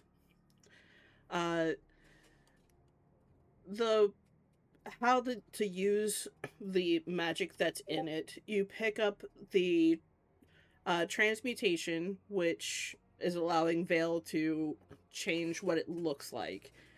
You also pick up a like recording and reporting spell. Basically, like, whatever is attached to this object, it records what, if any, magic is done, and like who did it, what they did, kind of thing. You also pick up the spell of... I don't have names for these spells, by the way, so bear with me. You also pick up a listening spell, but it's not active. It seems that something in the enchantment isn't fully active. It's there, but not reporting to anybody. Like, that particular spell seems to be disjointed. What else is on this cloak? You're also picking up... While it's less of a spell on this object, you do get a wave of constant magic trying to essentially, like, unwrite this cloak, and the cloak constantly, like, regenerating itself. So there's an ongoing battle of destruction and recreation that just kind of puts the cloak in a stagnant situation. Damn, it's Like just Deadpool. a constant blue screen of death. Kinda, yeah. It's like Deadpool. He's still got the cancer. It's just his body keeps regenerating the cells as the ones die. I think I covered everything that was in that spell. As far as what school of magic it is, I don't know what the schools are. I haven't read them. So just assume that you know them, so if you ever need to know them, you already know them. I'm loopholing that. Totally not talking out of your ass. Totally not talking out of my ass. Isn't that just like half Totally. of DMing? That's Yeah. all of my DMing. Know what? Fair enough. That's why I tell you guys to take notes, because I won't remember what I said. All right, Tyrannus, you got anything? I will be right back. Vale, for everyone's safety, keep your mouth shut. They can hear. They will know. Do not cast spells. Do not let anyone cast spells on you. At least not until it's time for us to remove it if we can. We can. Whatever you Yes, no. decided to get yourself into, it is your consequences. I will help.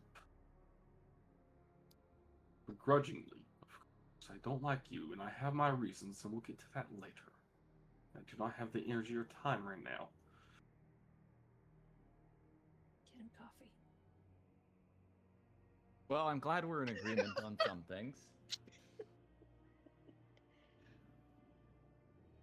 You're just going to see Tyrannus twitch his neck a bit, as if things aren't fitting right. Just Shit. steer clear and watch yourself. God or not, even you can have chains that bind you. Mm-hmm. Understood. Vale is gonna look at Vokash and yell, "Do you have any extra meat available?" There's a little bits in the pan left over. Anything you can cook? Val looks at Maybelline. Maybelline, That's BRB.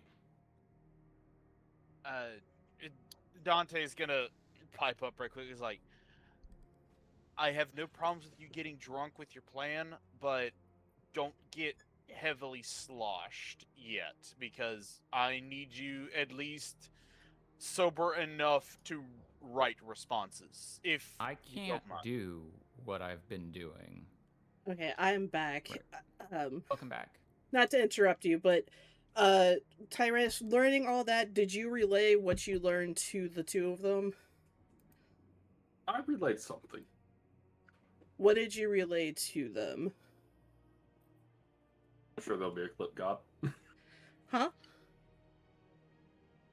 I had to excuse myself for a moment. I had a slight emergency, so I did not hear whatever you told them. I know. So what did you tell them? It's fun. I need to know so I can DM. We're sitting in this moment until I You find little out. shit! I will drive to your house and I will kick your ass. give the DM the knowledge.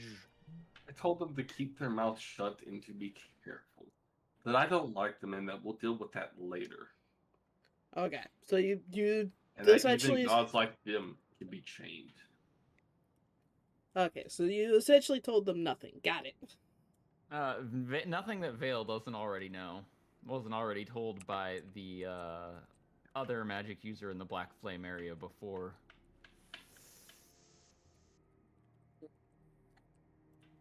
I Before also Vale got asked chained. Maybelline if she has more meat because apparently nobody got enough meat. No, Vale didn't get enough meat. Dante at that point is just gonna like look over at Vale and just give him like the wiggly eyebrows. You know Different exactly meat, what I mean by Dante. that. Vale is going to go find a place, roughly a flat place, John's over and here stealing just my start jokes. pounding out push-ups. Alright, so Vel goes to a post-meal workout. Dante, after Vale leaves, is You gonna... remember? You guys have all watched Avatar: The Last Airbender, right? Yeah. Yep. You remember when Uncle Iroh got imprisoned? Oh Yeah. shit. Vale's gonna get buffed so he can punch. Yeah. Yep. Dante at that point is going to, after Vale leaves, look down at Tyrannus and just give him like a genuine smile. It's like, I know you don't like him, but thank you, seriously. I don't do it for you, and I don't do it for him. Yes, I know. I have my reasons, and those will become clear. I know you have your reasons, but still, thank you. And then Dante's gonna give a more like serious look for a moment and kind of lean down and whisper in Tyrannus's ear and just like, I also have a plan. Is it safe to say, like, this rock right here by where Vale is flat enough to do push-ups? Yeah, it's easy enough to find a flat-ish space, enough to do push-ups or even do elevated push-ups. And Dante just kind of whispers in like Tyrannus' ear right quick. He's like, I've got a secret plan that I want to discuss with you later. And then he's going to pull away and go back to the center of the group. He's like, all right, y'all. I've got a plan to help along with Vale. I need everybody to gather up and listen up if you don't mind. So before you get to the plan, everybody has finished their meal. It is time for dessert. Vokash, if you would like to describe what the dessert is, since you actually like planned it out. Yep. So there is like a little bit of a cake on the bottom, just a vanilla cake with some berry fluff over top of it, and basically you see some like brown golden sugar that has just been kind of sifted onto the top. And it smells divine. Hey Moon, I'm already hungry. Why would you do this to me? So they go by and they start handing out these plates of this delicious cake. It's the only time you see Maybelline and Ray kind of stop midair what they're doing and just like they're both staring at the roof, but they are actively taking the cake and eating it, and you can see like they're thoroughly enjoying this experience that they're having. Tyrannus forgone the cake. Vanilla is too plain for him. He wants prefers coffee cake. cake. Ah! I'll remember that for next I time. know you, bitch. Is everybody else eating their cake? Yes.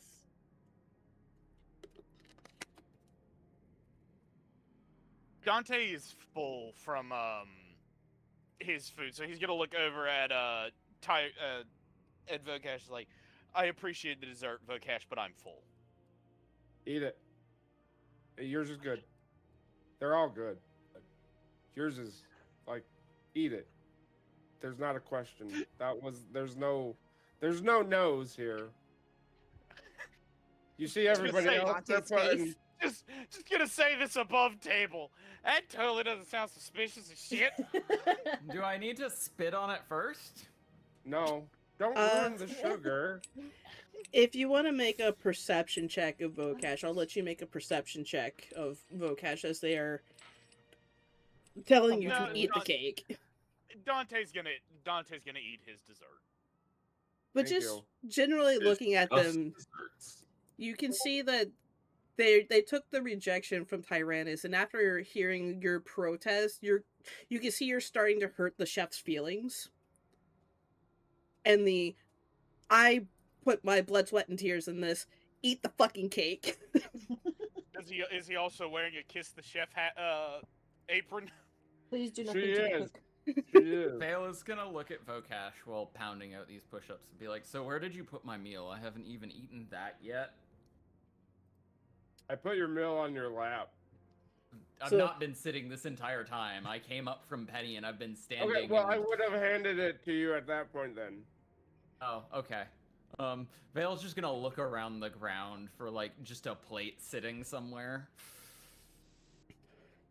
It's easy enough. You find your plate, and as soon as you grab your plate, Vokesh also delivers your dessert at the same time since it is ready. Vale's gonna eat the dessert first. Most excellent. As you should. I think that's a dumb rule to eat. Listen, you dessert never know if after you're gonna dinner. choke and die in the meal. You might as well eat the good Exactly. bits Thank first, you. right? I mean, I'm pretty sure You Vale's might choked on accidentally a lot of things. chew. You might accidentally choke on some bone, No, and not the fun one. no. Bones. No bones in there. Deer wouldn't let me eat ice cream before lunch yesterday. I had to eat lunch first. I'm like, dude, what the hell? Why are you bullying See, me? meanwhile, there's me and my former best friend. When I was at her place, I was like, you know what? I'm an adult. I'm gonna eat ice cream for breakfast in I've front of done her that! 10-year-old. And her 10-year-old was like, oh my god, Aunt Jess, can I have ice cream for breakfast? And I looked at him and said, are you an adult? And the death glare I got from my friend, because she knew if he said yes, I'd be like, all right, well, the dishes aren't done and adults have to do chores, but after the dishes get done, you can have ice cream for breakfast. I would have That's served it amazing. to him.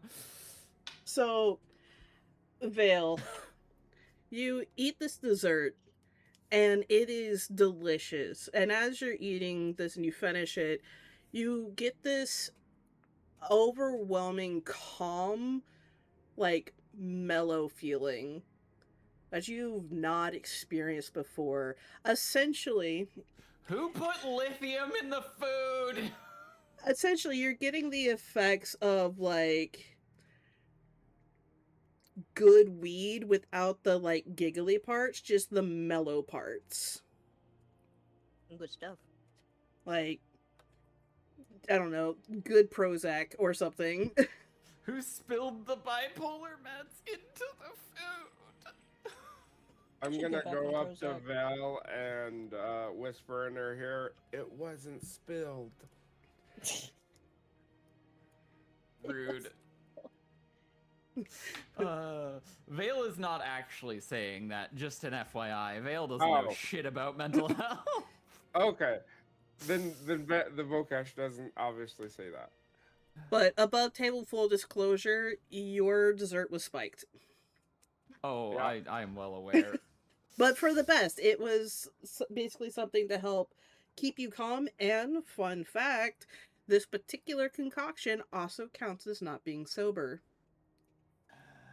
without effects of disadvantage if taken. Fuck yeah. Neat. So you're drugged and you don't get disadvantage from it. Looky there. Amazing. How good does this feel? Does Vale recognize this feeling? Would Vale know anything about this? Give me a history check. Alright, is this like something that exists in the Feywilds as well, or would this be at disadvantage? This is looking into your own past. Alright. 19 plus 3, that's 22. So, sitting there feeling this effect, you haven't felt this way in a long time. Like, essentially, Vale's like college days of just like eating different colored mushrooms in the Feywild to see what effects they were. And remembering that there was one mushroom in particular that just made everything seem a lot less stressful. And you kept them around for times of when you had a little anxiety. But it's a familiar feeling, if slightly different. It's like the same effects, but different causation. Is Vale gonna start remembering from before Terran?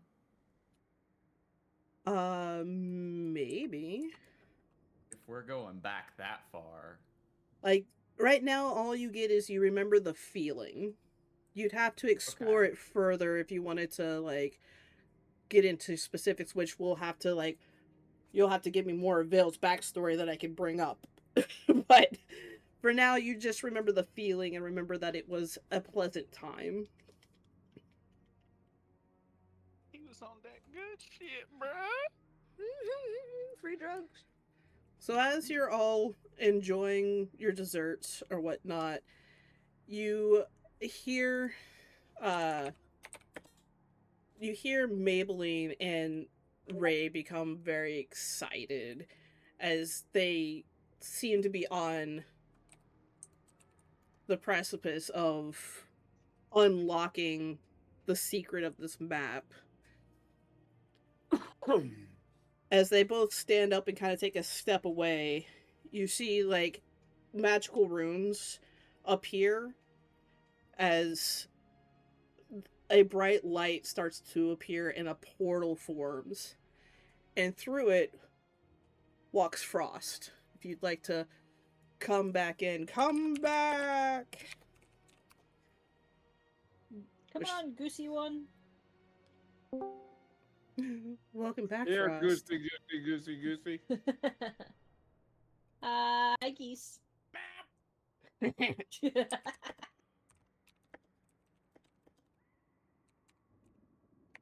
Man, that cake was so damn good it brought Frost back. Hot damn. Right? Frost I- was mine. I put a Yes. plate back just in case. You see, I really was hoping that this entire time Frost was just like in some kind of fucked up theme park. Hmm. He just comes back with like He went to Glove World. exactly. I cannot hear I just- geese. Oh, there they are. I I, also I cannot haven't hear spoken these. yet. Oh, Oh. there it is. Y'all see Frost come out of a portal with a book and says Chapter 1, The Birth of Winter.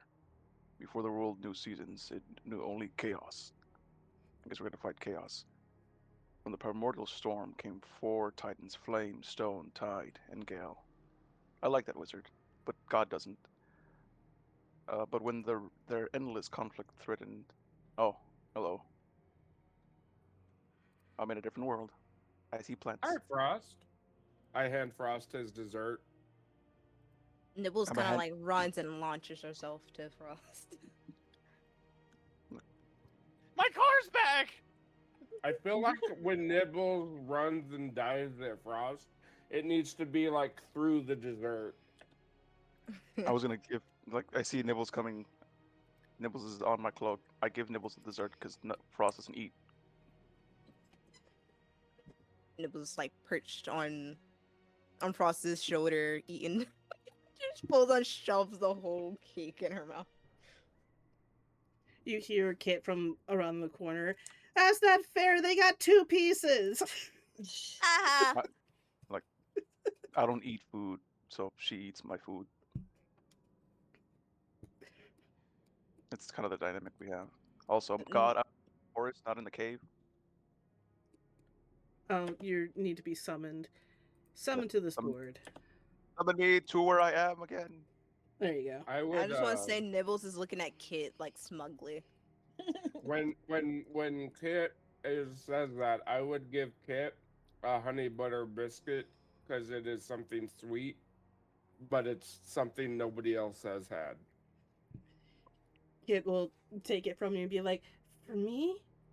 For This is you." why you're my favorite." And she's gonna just like turn away, like look at Nibbles stick out her tongue, and just like run away and just like gremlin eat this biscuit.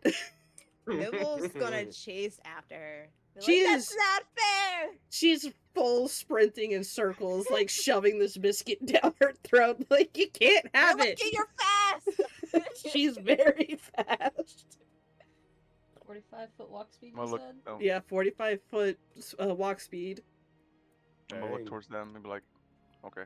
I'm gonna look towards Maybelline and be like, I have some things I need you to look over. Then from the back, pull out a leather-bound, unwrap the leather with a rope. There's like a tattered notebook. That has this. I don't know where I went to. I'm guessing the past, in somebody's basement. They had notes, Also, Tyrannus. Hmm. I found a book with that similar rune that was on the temple over there. Could you look over it, since I guess you're the one who knows how to read? Yeah, that'll be fun. Okay. And just gonna pull out the tome and hand it over to like where I'm at, waiting for him to come here. We'll walk over to him. Just hold up my hand. There it is. Thank you. Stop it. Yeah. So something I found out was that potentially whoever's basement this was the same person who created that magical potion that gave us vitality, and also was most likely the same person that created me, because I pull out this deceased rat. This top half is rat, bottom half is like mechanical contraptions, like, and hand it over and show it to everybody, or mainly Maybelline. It seems that they had a prototype and had some schematics about creating what I am. That is very interesting. Also, it seems they left in a hurry as the place was kind of scattered. So, oh, and on all these maps, and I pull out all the maps. These seem to be, would you say over like 100 years ago ish, compared to now, the maps we have now? It's hard to discern exactly how old they are, but they're definitely in an old style, which I will post all the maps that you put in the Acheron map section. Look, I They did seem things. they seem You're to be awesome, Terrence. they all seem to be older maps than what we have now. My best guess is maybe 50 to 60 years more, or 100. Um, some of them is by the topography of the land. Some of it is the land before it. The cities were built. This one with the circles and X's, I believe, appears to be maybe they're gathering resources, but as each place was X'd out, and then they circled my homeland, the Shattered Ice domain, is where they most likely found what they were looking for, is my best guess. But that's a hypothesis that I haven't been able to make concrete yet. Do So I see the map? everybody sees the maps. Frost has kind of like spread them out on the ground as Maybelline is now sitting and Ray's kind of like sitting down, like thoroughly now enjoying what's left of her meal as they both look tired. And Maybelline's looking at the books that she's eating, and she just kind of looks up at you, Frost, to be like, He's eating books. no, she's eating the plate of food that Vokash had given her, with the books kind of to the side. She goes, well, I can tell you that the most complicated part of getting you back was figuring out exactly not just where, but when you were, as you assumed correctly. You were not in this time. That was the most complicated part. She looks back to Ray and she's like, yeah, Ray looks back and like, I was just a magical anchor. The time magic is all you. Just it appears you were roughly somewhere about 200 plus years in the past. Okay.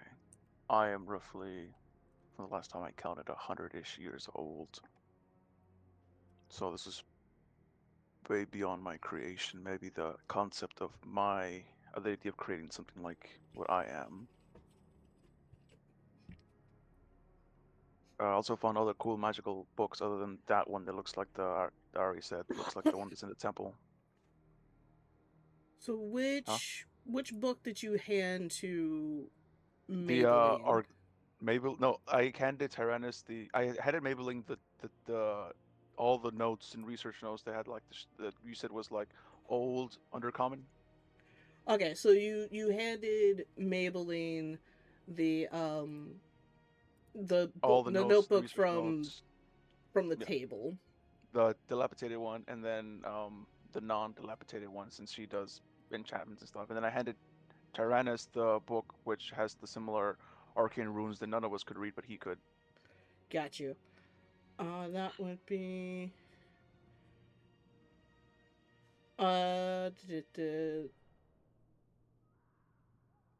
It's the ones that had the runes on it, and this might be a little bit of a retcon because I made them afterwards. The ones with the runes scratched in it were scattered notes next to the rat. Yeah, all the notes I put into the dilapidated book. All the loose leaf notes I put into the dilapidated book. All right, so you give the runic ones to Tyrannus. You're giving the journal from the table that was written in ancient undercommon to Maybelline, and you still have the rest of the books. No, you said that there was an arcane, like in the tome, then on the shelf there was an arcane tome that had a whole bunch of the runes, like the ones in the temple.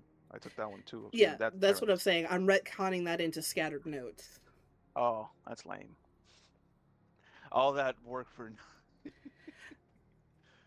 Look, Oh, I was talking out of my ass, and then I made them later, and it made more sense to make them into scattered notes.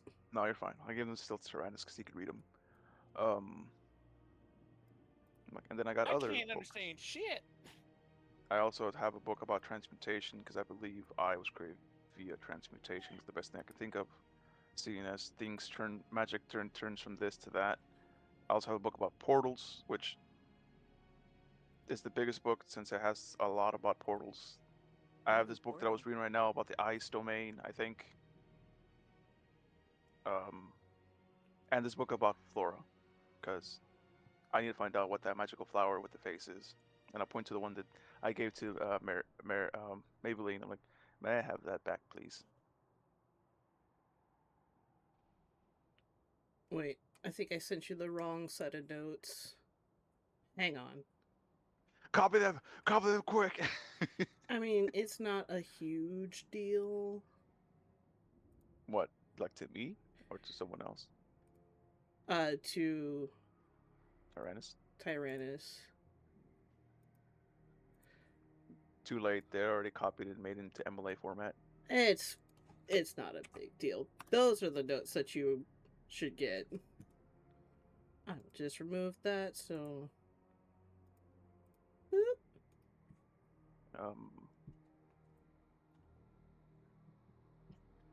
Other things. I think that's everything that was in there. There was this very rude man talking upstairs to people saying that he was going to eat them alive. So I was tempted to kill him, but I didn't. Eat them alive? That's... Yeah. I wouldn't even do that. No, they said something about do this. If you do this again, I'll eat you all alive. Oh, also, do you pull out the rubbing you made? Yes. Vale is going to continue working out, and this is just me. Heads up, I have to leave in 5 minutes. Okay. Alright. I'm gonna put this in maps, even though it's not technically a map. I mean, it's a map. But Sorry. You also see this. Oh. So it's not a map. It's a Map. Then I show this to mainly Maybelline, but then also gave it to Tyrannus so you could read it. Also, I think it was a code that helped me unlock the books, which was break the chain, break the cycle, something like that. Break the pattern. Break the pattern. And I say that out loud, see if maybe anyone has any like it spark in their eye about what that could mean. I just start scanning everyone's faces. Kit is very interested in the rat, which I think Nibbles is probably also very interested in this I'm half holding rat. the rat. I'm holding it. I am holding that rat, not letting anyone touch it. The Was kid like reaching out for it. Kid is as close as they Nibbles. can get to it, inspecting it. Nibbles, no. Kit, no. It was like that cat that you keep pushing a paw away from, but it keep reaching back. Ray is eating food, just kind of looking, but more just they're exhausted. Maybelline is looking through the journal that you gave them with a furrowed brow, just kind of like flipping through the pages. Furrow brow as in angry or as in like, huh? As in they're kind of confused about what they're reading and also surprised by it. Is it like what? I look to Maybelline like anything good? Anything bad? More interesting. Did you read this? No, it's in like a ancient form of Undercommon that I don't know.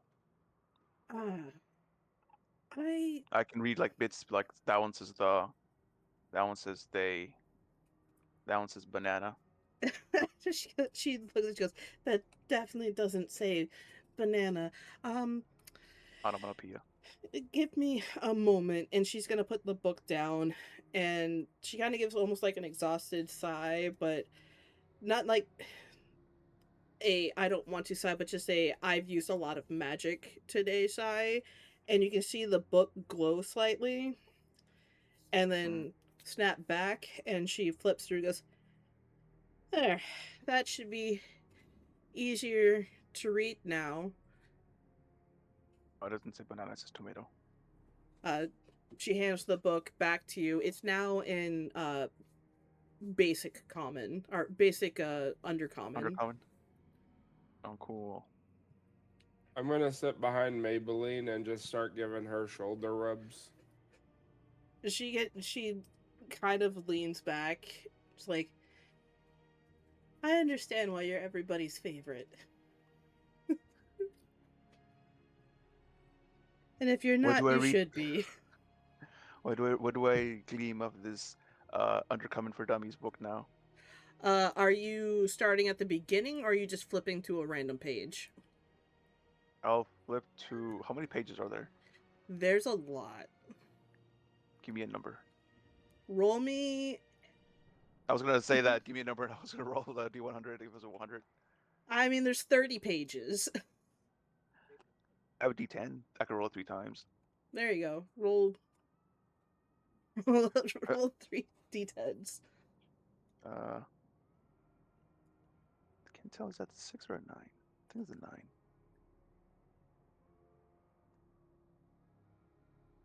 8, 9, 8, 8. 17.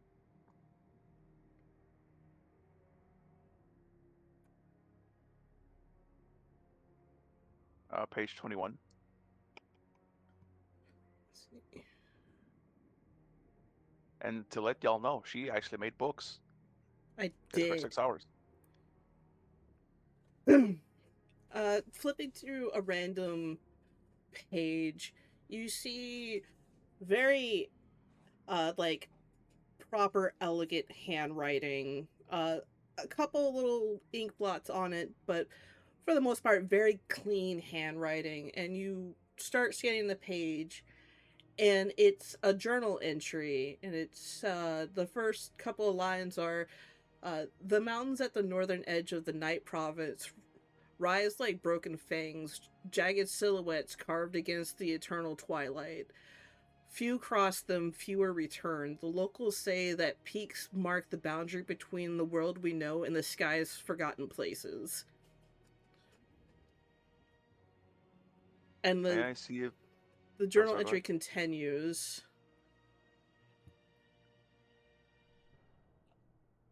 I was gonna say, this time I'm gonna try to skim the book and see if there's something about, like, I'm pretty sure the Shattered Ice Domain hadn't existed yet based on the map, so something to, like, a recollection of maybe leading towards that, if that's towards the end of the book or so. Ought to say you flip to another random page, and I'll just pick one for you. Okay. You flip towards the back of the book, and you see another elegant handwriting, but different than the one you saw before. And it starts off, I stand now where all three journals were found, the base of the mountain of the Night Province. The stones still bear faint scorch marks. The air still hums at night on certain nights. And through centuries separated from the seekers, their world feels as immediate as the breath of cold air. And you start flipping through other pages and you see two other styles of handwritings. This seems to be a collection of journals that have been all pushed into one. It seems that there's 3 different people writing in this tome. It's a collection of, like an anthology of some sorts. They're a collection of different parts. As the quote gets closer to the end of the book, it seems they're talking about the Shadowlands, what you said is called? Nighttime? Daytime? Nighttime? The Night Province with the Night- eternal twilight sky. Talking about the Night Province, and then it seems like they're heading towards, I can only make a best guess, to the Shattered Ice Domain.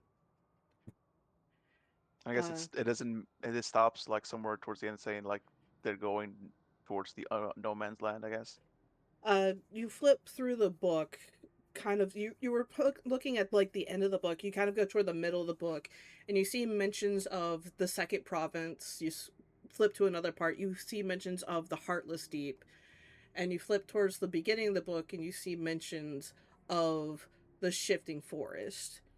And then looking down at the maps, you also notice that everything that's been mentioned This has was been circled and crossed out on that map.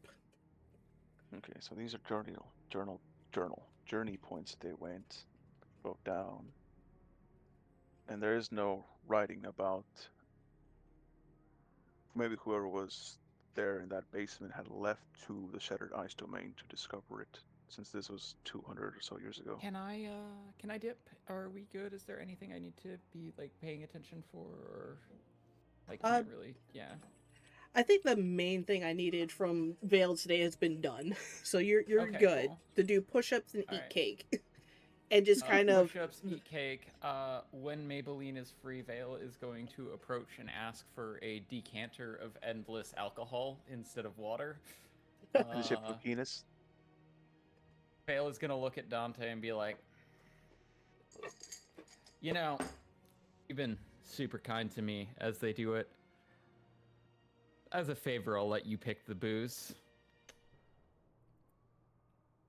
Tequila.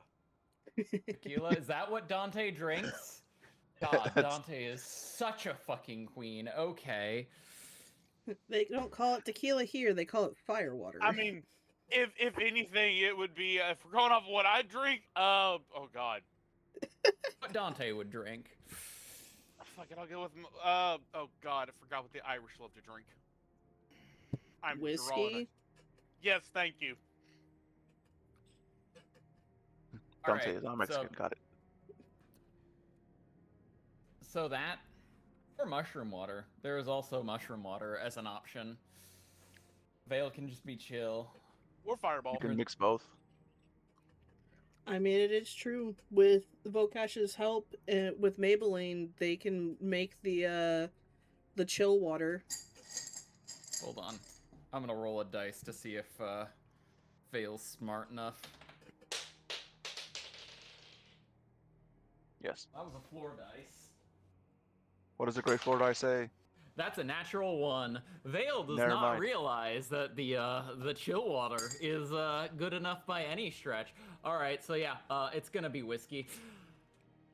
We'll see Vale's if just gonna. if anybody else in the party is smart enough to realize it.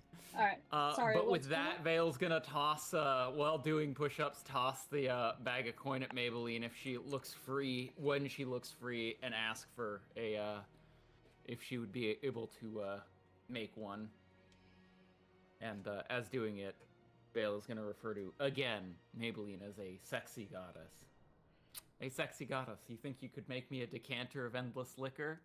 Wink, and then go back to minding their own business as the coin bag lands at their feet. All right, it's been fun playing. Thank you all for hanging out and having me. Sorry I have to dip. Bye. Alright, Oh, fine. you're Yours good. not Have a looking good on. one. Have a good week.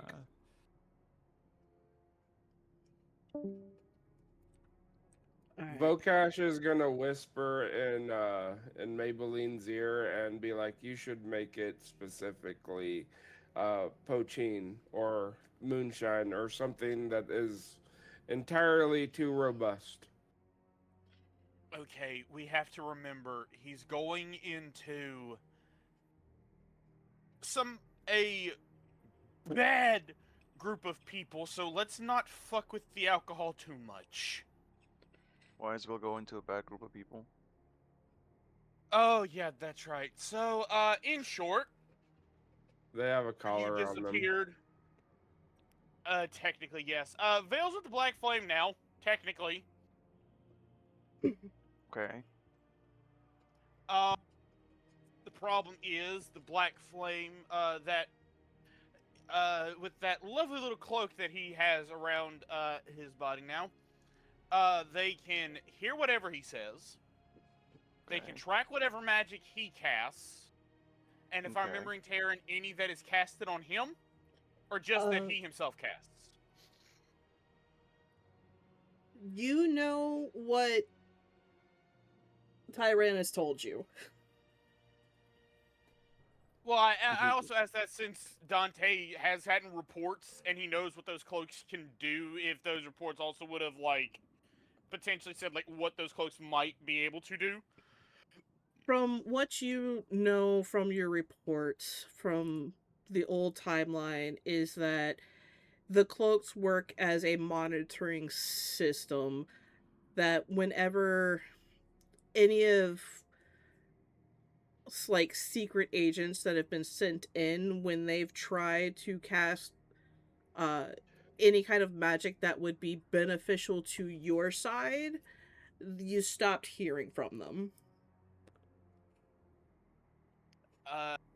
In short, So there's a bit of a gray area of exactly what happens, as those people never were heard from again. going off from the reports that I got back in my home country, anybody with who wear those cloaks that casts magic that they try to help either themselves or allies that are not with the Black Flame, we don't know what happens to them. So, Okay. the best way I can describe it is Vale is like a dog on a leash.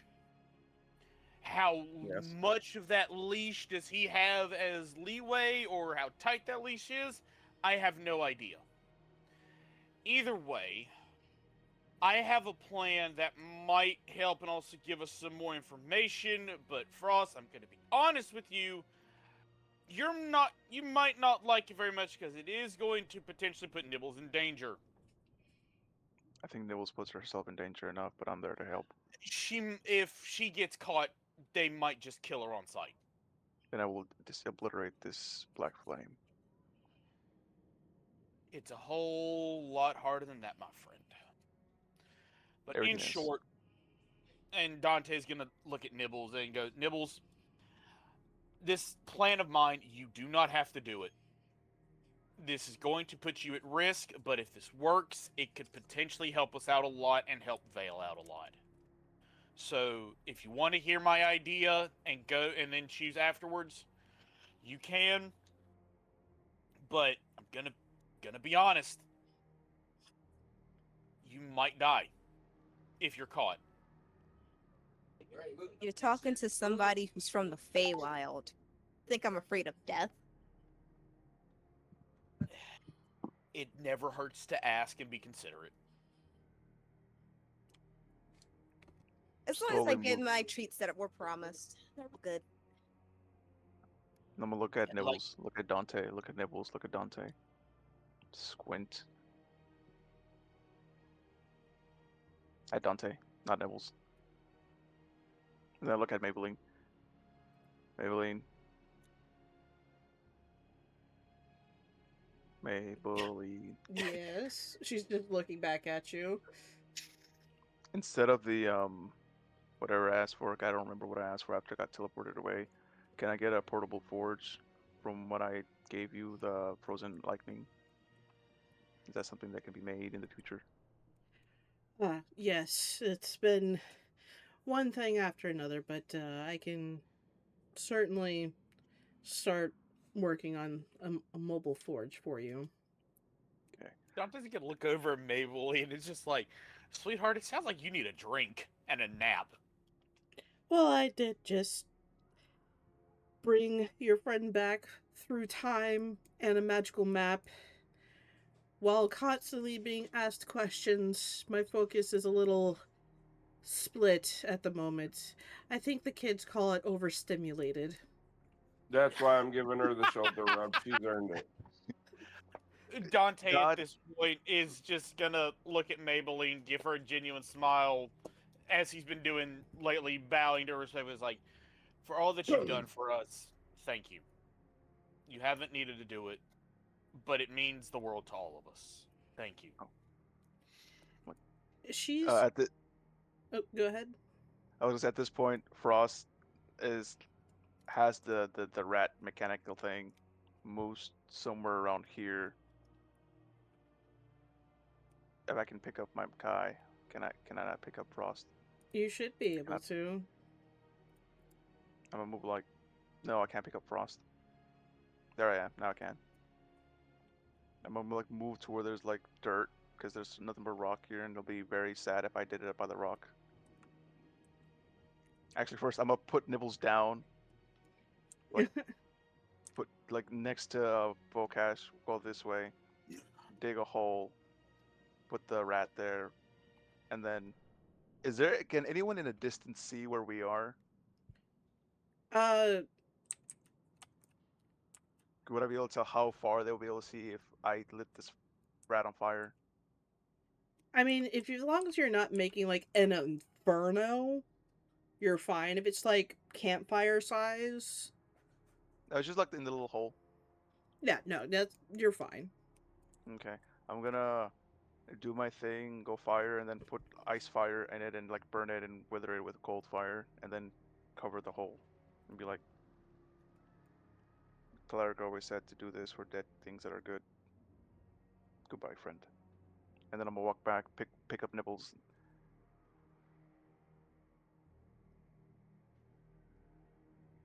So, Man, while Frost is off having a funeral for the cyborg rat, I'm gonna say that they're over here doing push-ups. When you, Dante, when you say that to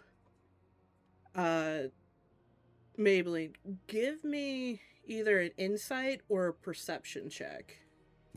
Okay, give me 2 seconds. Sorry, I had to shift one off of. Mississippi, two I've Mississippi. done. What was it? A perception or what? Either a perception or an insight check. Which? That's gonna be a perception. Love doing some inside. Oh God. Well, Yeah, I'm gonna he's fail dense. that. That's a 5. Or no, that's an 8. Sorry. You just kind of see her give like a weary smile, but you don't pick up anything further than that. Dante is then going to stand back upright, look at everybody, and go, "Okay, y'all, we need to be serious here now. I'm not gonna sugarcoat it. Unless we were able to do something, Vale is fucked. And not he's gonna get hurt bad. This is he could potentially die. So I'm gonna need everybody. I'm just to- gonna say, from Vale's corner, when you say that Vale's gonna get fucked, you're just gonna hear him from the back be like, "Are you offering?" That's it. Dante's just gonna look over his shoulder and then just give him a look and look back and just like, y'all, if there's any time that I need you guys to listen to me and not interrupt, or if y'all have questions, ask, it's now. I'm gonna look at And Vale. I'm gonna look at Dante. I'm gonna look at Vale. I'm gonna look at Dante. And I'm gonna look at Frost. Dante and then be like, make like two fists and be like, did you They, like bonk him to each other with like a kissy face. Frost, this is not the time for that. And he's gonna give him like not a pissed look, but like this is a very serious thing that needs to be spoken of. And Dante's going to go into deep detail about all the reports that he has seen from his family. And he's also going to make sure it's like, this was back then in the separate timeline, so he doesn't know how much of this is still true, but this is everything that he knows. To kind of insight with everybody of just like how serious this is. So, a quick overview of what Dante is telling you as you are all gathered around. In the old timeline, the Black Flame were more of an organization that was whispered about. They weren't really out in the open, but they were an organization that, in particular, Dante's kingdom and family have been at secret war with for generations. The rest of the world kind of forgot about them, but they have been monitoring their activity, and every time that they would try to infiltrate this organization, they would get a couple of reports that just increasingly got more erratic before the reports became gibberish, and then they never got another report from that agent again. Just bad juju all around. Nothing happy or good ever came from the reports. So you get the overwhelming sense that these are super bad people. That makes sense why Dante is a little bit more scattered, because they are openly have a fort and branding people in the open, which is not something that happened in the old timeline. To give gravity to why Dante is freaking out a little bit. Continue. And while Dante's saying all of this, if anybody notices, he's slowly gonna shift from his usual, somewhat casual kind of look and stance that he's usually done, and he's gonna look more like he's commanding and getting ready for a war.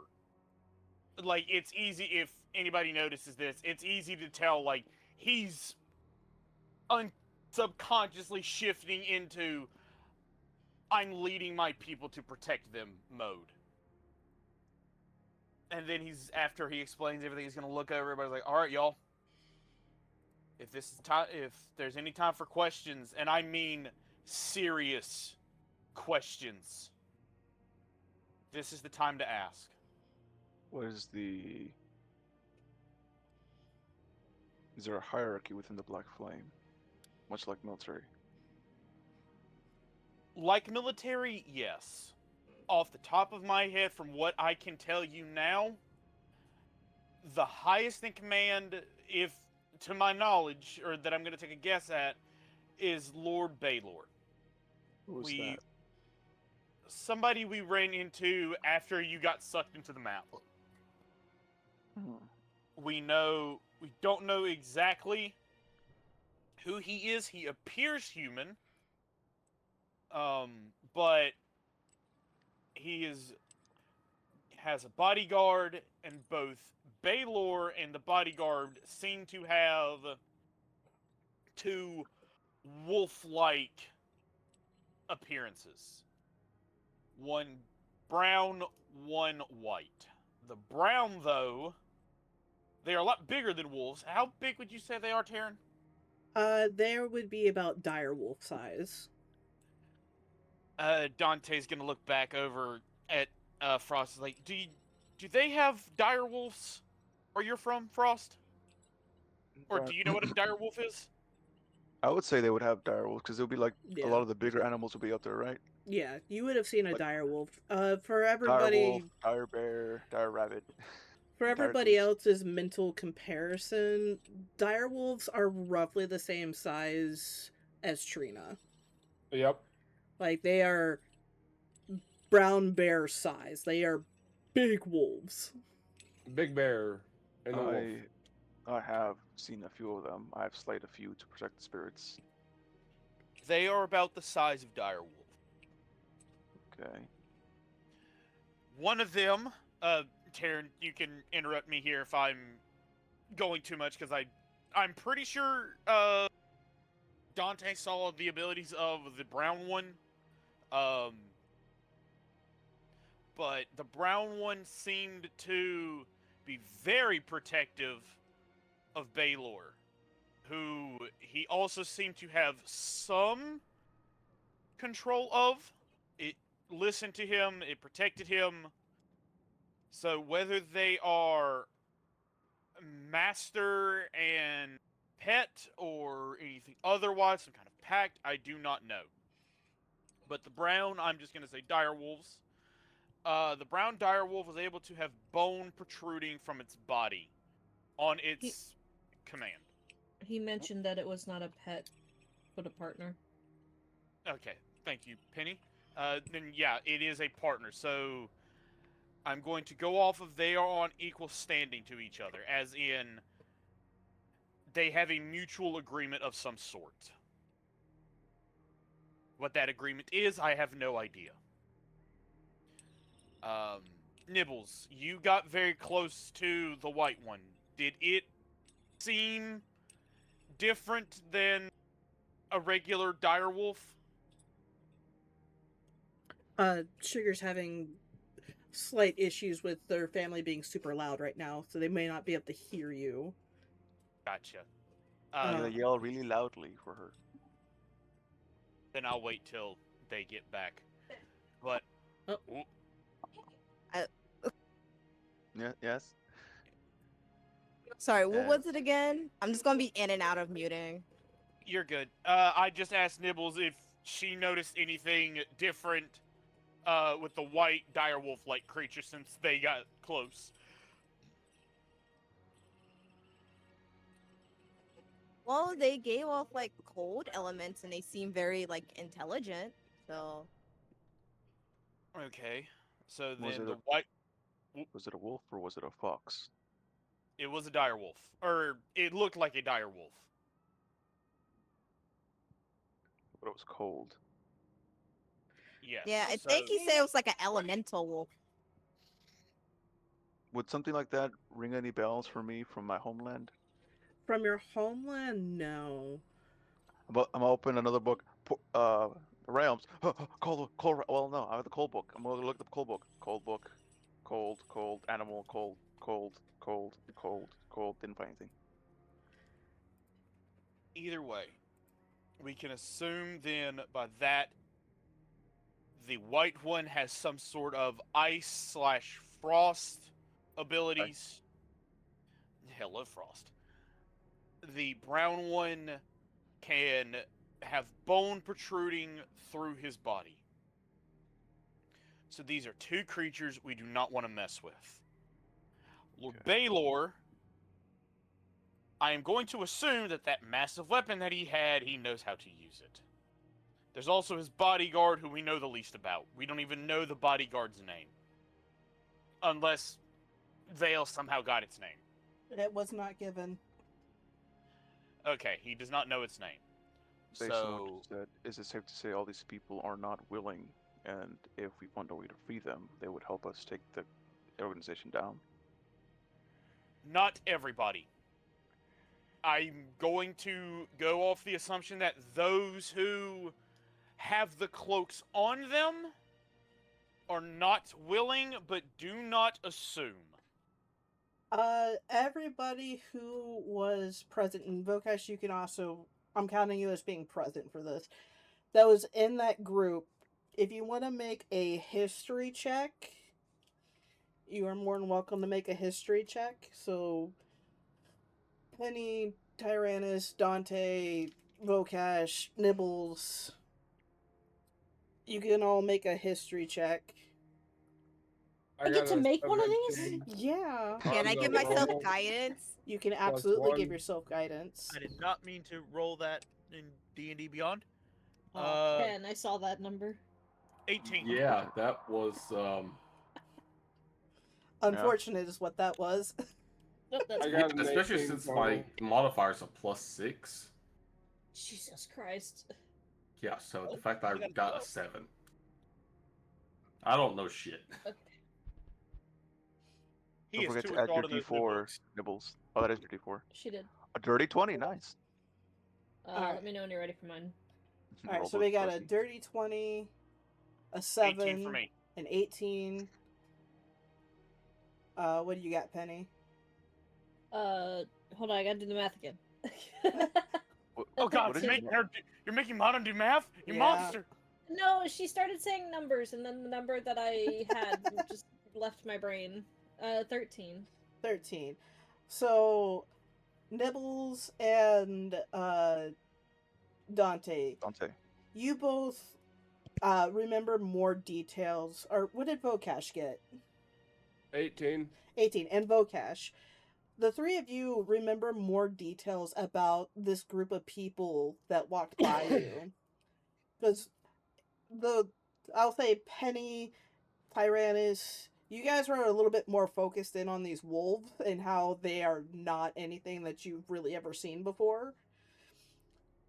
Like, they are just outside of nature, like, yeah. But the rest of you, thinking back to how they were dressed, how they presented themselves, and really, like, focusing in on those details, every single person in that party had a cloak on Oh. that looks exactly like the one that's around Vale's, minus the being like a shimmering pretty cloak, but the original colors of those cloaks.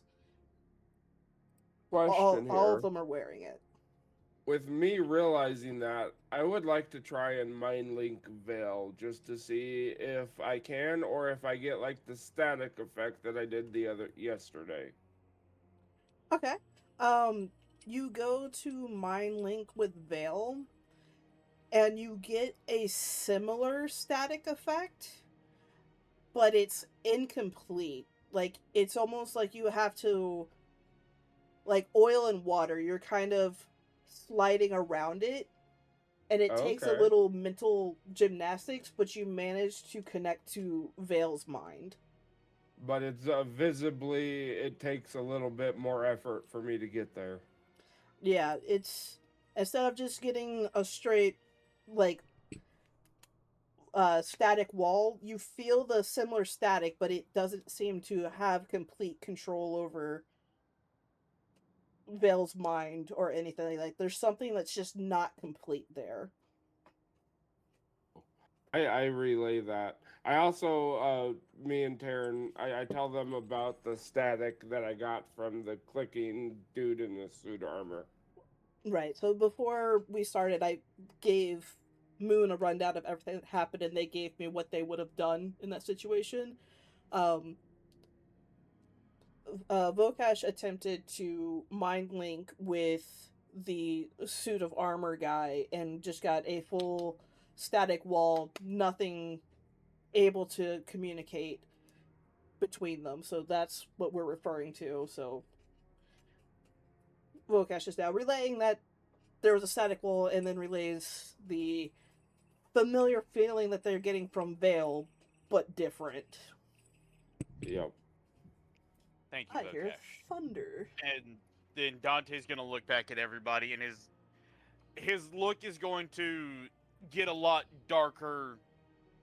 And it's like, once again, as I said, he's looking like he's leading his people to war. It definitely gets with this look and is like, so from here on out, if you see anybody, and I do mean anybody, with that black flame iconography or that hood, do not assume they are good people. Do not assume that they are friendly, and especially if you openly show your magic, assume that they are going to go for your throat. Do not give them the benefit of the doubt unless you have a not even a 99% chance, a 100% chance guarantee that they are good people and they are doing this by force. These people will lie to you. These people do not care about who you are, how good of a person you are, how bad of a person you are. They will either A, capture you to use you against your will until you are dried up, where they will then toss you to the side and kill you, or they will kill you flat out. In my personal opinion, if we see any soldiers off to the side and we can do it without getting caught, I'd personally kill them myself. But I'm not going to tell you guys to do that if you guys do not want to. And I'm sorry if I'm sounding very harsh and very stern. But when I tell you guys this, I mean this because I care about all of y'all's safety. From here on out, do not give these people the benefit of the doubt unless you are beyond a shadow of a doubt certain that they are being forced to do these actions. Any questions? Yes. I understand you said no magical, no magic. But what if I don't use magic, but I do have? I understand that. My question's more for like Nibbles. She casts magic, but I know she won't do that for this. She can speak to animals, They will use That- her. so she shouldn't talk to animals. No, what I mean by that is, if you use magic and you see them coming towards you, But run. You misunderstand. She doesn't Now, use magic to Frost, talk to animals. any magic. She doesn't use it- magic. She just can talk to animals. Is that a bad thing too? Like, would they see me as magical because I can speak to animals? No, because you're like it's part of your Okay, hey, racial package. Hey, Taryn, above table. Would the Black Flame consider people from the Feywild, or as Frost asked, speaking with animals, as magic? To be fair, Nibbles has already spoken to animals in front of them. Yeah, but like to the little plebs, they don't really matter. To the bigger ones, that would matter. Yeah, they probably thought I was crazy. I mean, Crazy, those crazy ones. unless you're actively proving that you're communicating with animals, like do this, do that, and have the animal actually comply with you, that could be useful. But as far as just talking to animals, because Nibbles doesn't use magic to do it, it is just something she can do naturally. Everybody just kind of sees them as somebody who's talking to their dog, and their dog is like wagging their tail and listening ish. Incredible. Like And- it's nothing like major. Like there's no incantation that's happening where it shows that I'm speaking to animals now. It's just something she does. So- Then So I'll it's real say, quick. Okay, then I'll go say ahead. this. After thinking about it for a moment and realizing what Frost means, Dante's finally going to pick up. In a situation like Nibble's case, where she can do it naturally, and Dante looks over at Nibbles like, you can do it naturally, correct, Nibbles? Yep. In that case, no, she would be fine. Okay, good. However, and Dante then points over to Vocash and Trina, that mind link that you like to do, Vocash, with Trina,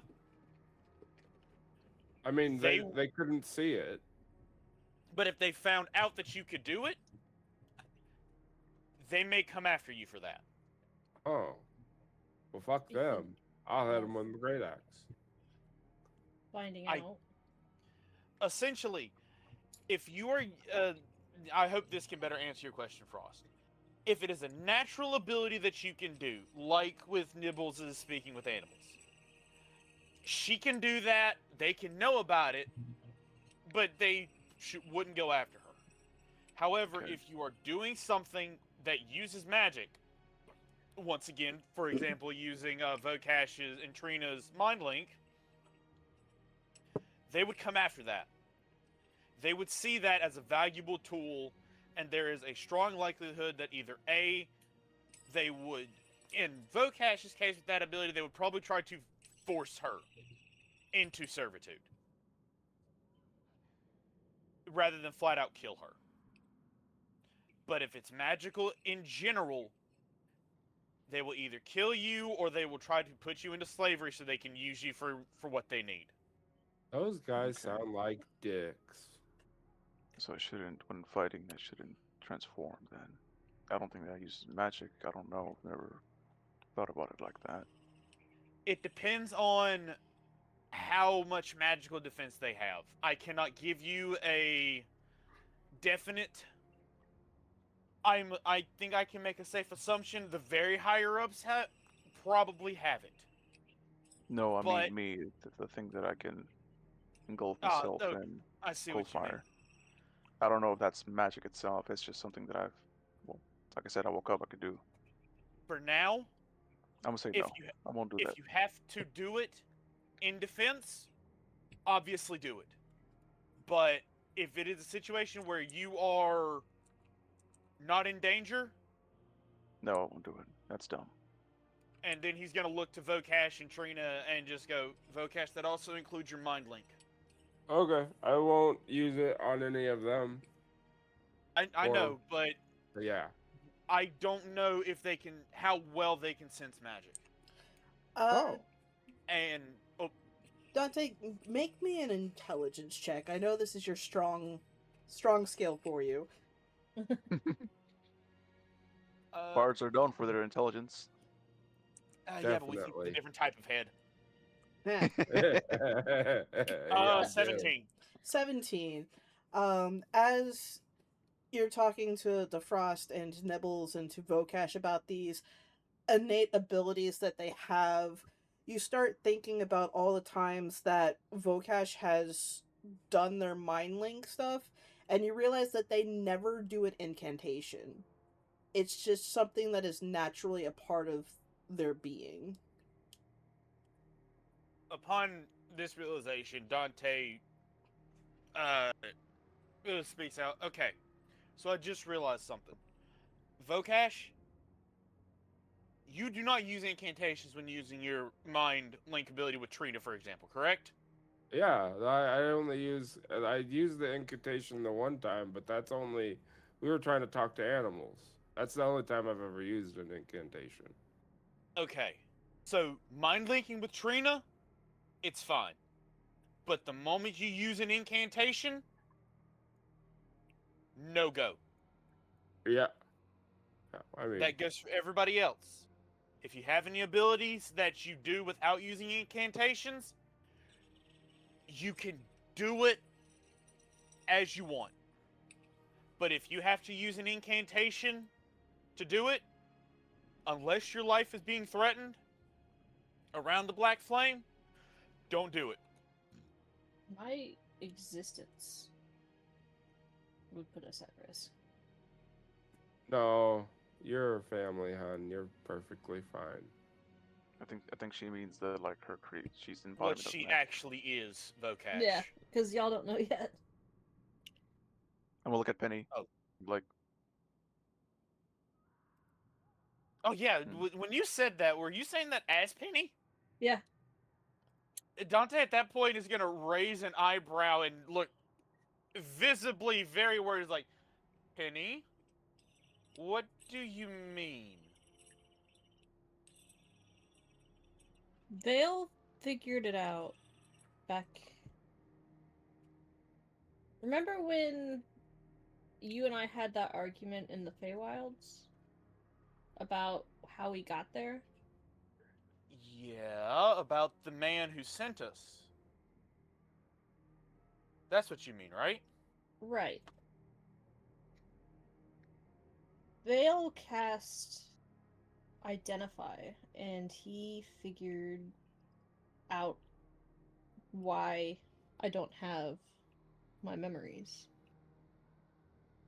Why. I'm sorry, I lost my train of thought. Penny. I don't have my memories. I don't have anything to me. And she's gonna lift up the axe This is me. Very Okay, sharp. Taryn, can I ask this question? Would this also be able to click into Dante's head about seeing Penny's different abilities when she rages? Would this also kind of, in a way, click in his head that it makes sense? At this point in time, giving Penny's kind of vague thing, I would say everybody except for Vale is still kind of confused on what the fuck she means. Okay. Oh, So further questions are needed to get answers. okay. Penny, you're gonna need to explain as best you can because I can't speak for everybody else, but for me, I'm not 100% getting what you're trying to say. Also, would you like to Like- come closer to the fire? It might be cold over there. No, It's she's like, snuggling with Trina. um, Yeah. are you saying that like your magic comes from your axe? No, I'm saying the axe is me. Is so like, and then The axe Dante's is gonna your like soul. walk up to her and just like press his index finger against like the top of her shoulder, like. But if the axe is you, how can we physically touch you? I don't Or know do how it you not? works. Okay, fair enough. Then Vale cast something and figured it out. Remember when he said that he would keep my secret, but I didn't even know what he meant? vaguely yes. Well, that's what it was.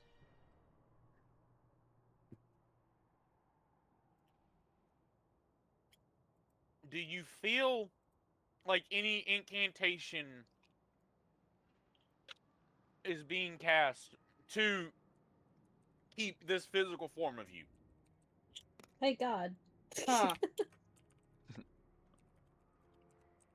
Answers. Hold on. Essentially, to keep Penny's physical form, does she either consciously or subconsciously casting a continuous incantation? Taryn, you're gonna have to reword that. I don't know what that word means. Okay, so Onomatopoeia. basically, like, above game, when you guys were in the, we'll just call it the laboratory, Penny had gone to a shelf and had been, essentially attracted to this gem and touched it, and it disappeared into her. I don't know if you guys remember that happening or not. She got a belly button ring. When she did, her axe transformed and now has an added pommel at the bottom of it with a gemstone, and new runes have appeared on it. Since then, Penny has started acting differently. So, above game, Penny is not casting anything to be Penny. Penny just is both Avatar and Axe at the same time. I control all 4 elements.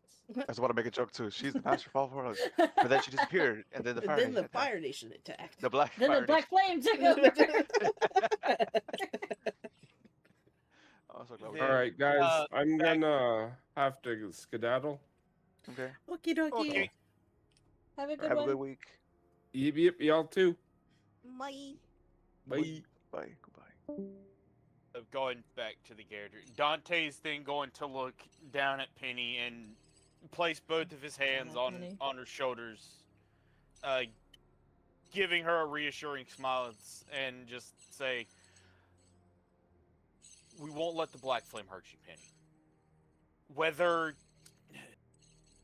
no matter what you are, you're still Penny. Be it your axe is you or this physical body is you. all that matters is your penny. We're not going to see you as anything else other than that. So, for what it's worth, we still care. We're still your friends. My worry is that if Vale could figure it out with a spell, then they can too. Then if that's the case, then, and Dante's gonna say this part aloud for everybody, if it seems that way and they try to do that, we attack. Bold decision. I mean, what if they are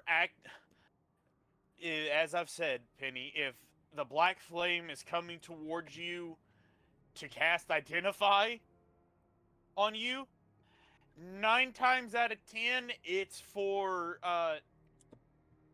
not very friendly reasons. At that point, it turns to, oh fuck, we either need to kill them all or we need to get out of here.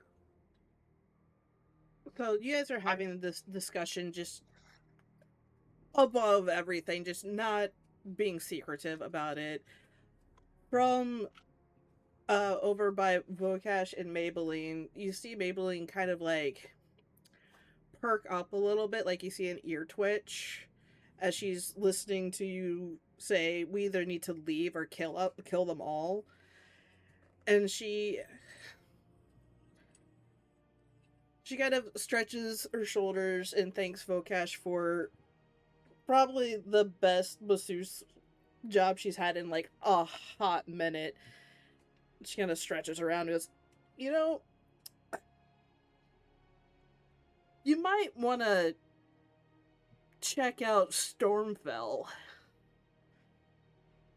Perhaps they could be of some assistance, and it might be better to not storm the castle. Nice pun. Yeah. You're right, Maybelline. I wasn't trying to sound like we just rush on in there. So that's what it seemed like. My apologies. If anybody wants to, they can try to insight check Maybelline. Sure. I would like to do that. Why not? No, Everyone, insight check, elf lady. Penny's not gonna question it because Penny knows that we need to go that way anyways. A 9.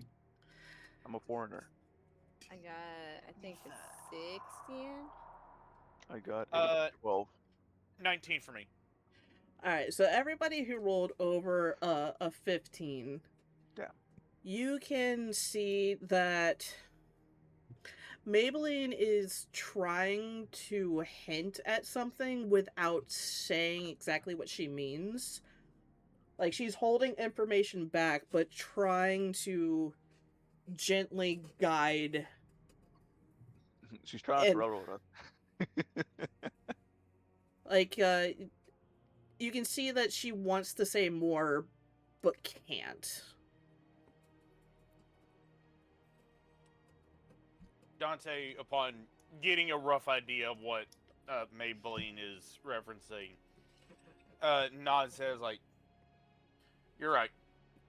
The first, we need to get out of this town and head to Stormfell.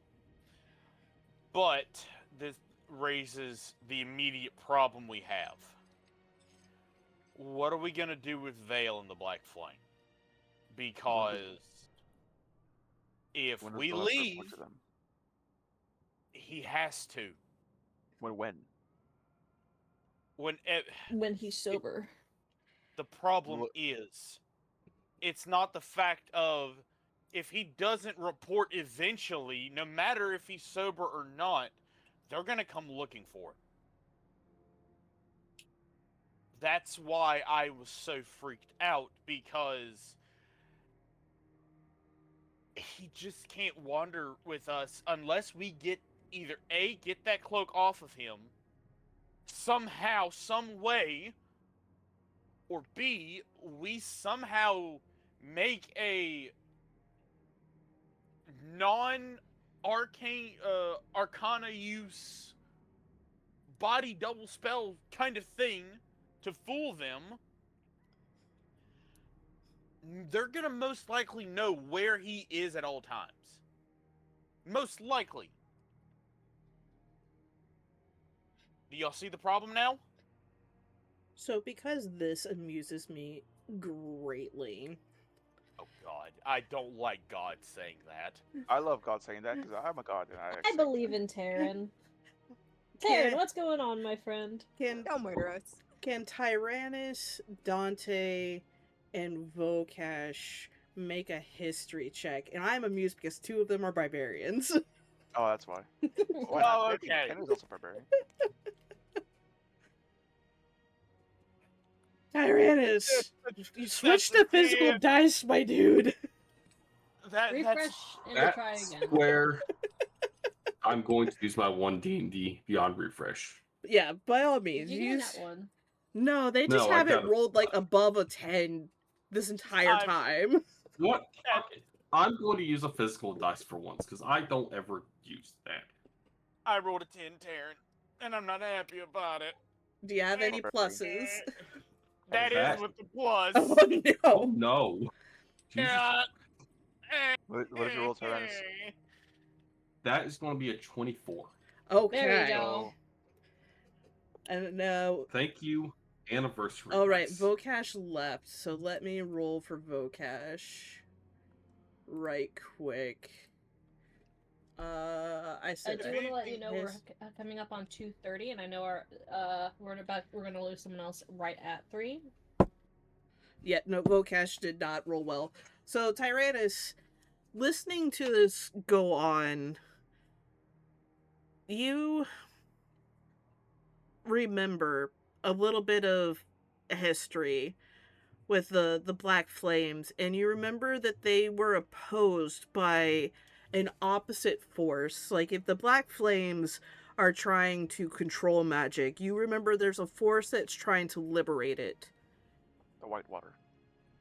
And the name of the group was Stormfell. Ah.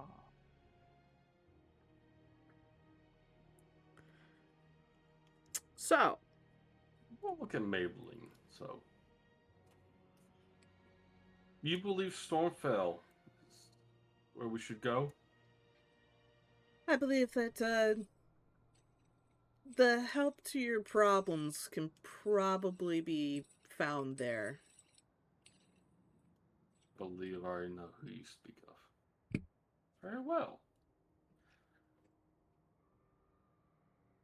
Let's follow the Time Master's wisdom. Okay. I agree. I'm all for going to Stormville, but we still need to figure out if Vale leaves with us without checking in, because if he goes to check in, he's probably not going to be able to leave the town without a bunch of other Black Flame follow him, aka his new group. The What Black if Flame, they where you check tra- in, but you don't check out. Sorry. Dante at that point points up to the sky Shut like, the what fuck God up." said. Oh, you can see them too. That's the third God I've talked to. No, but that's the real god, the gay god. Same God. But Dante's gonna kind of drive home the point. It's like we need to get 100% guarantee that if Vale leaves with us,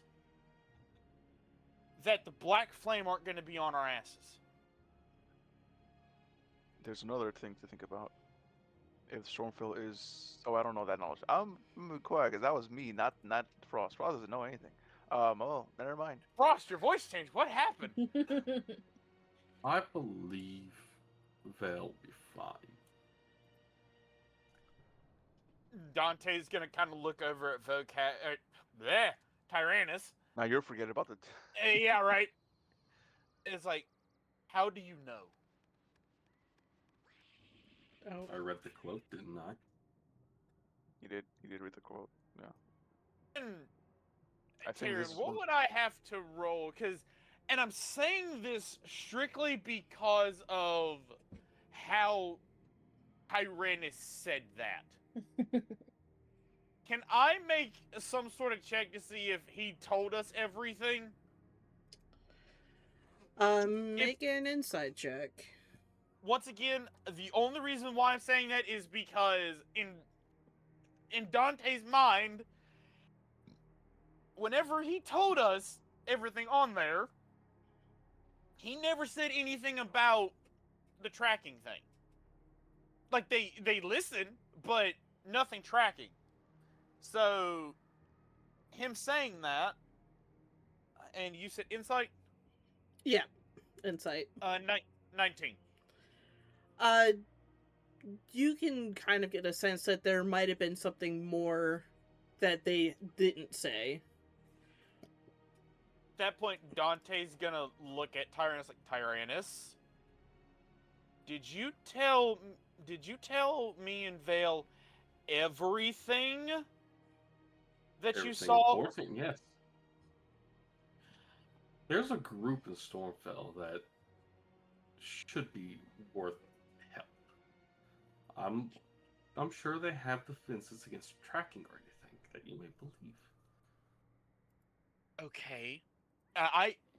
When I say this, I believe you, without a shadow of a doubt. I'm Then speaking more trust so. me on this. I don't like Vale, and I don't want to deal with the other ones. Another what? Dante's gonna take a The other moment to take a deep breath, keeping in mind what Dova told him. Is like, all right, I trust you. Then I can't speak for you guys, but me personally, I would get everything packed up now and we leave now. But if you guys think that it's not a good idea to leave now, if anything, I say we leave early in the morning. I'm talking before light hits. So by the time we are out of the shot of eyesight of the town, is when the sun's coming up. By all means, let's leave as quick as we What can. time is it? God. Maybelline, you could it's- help us. It is now getting towards like dusk.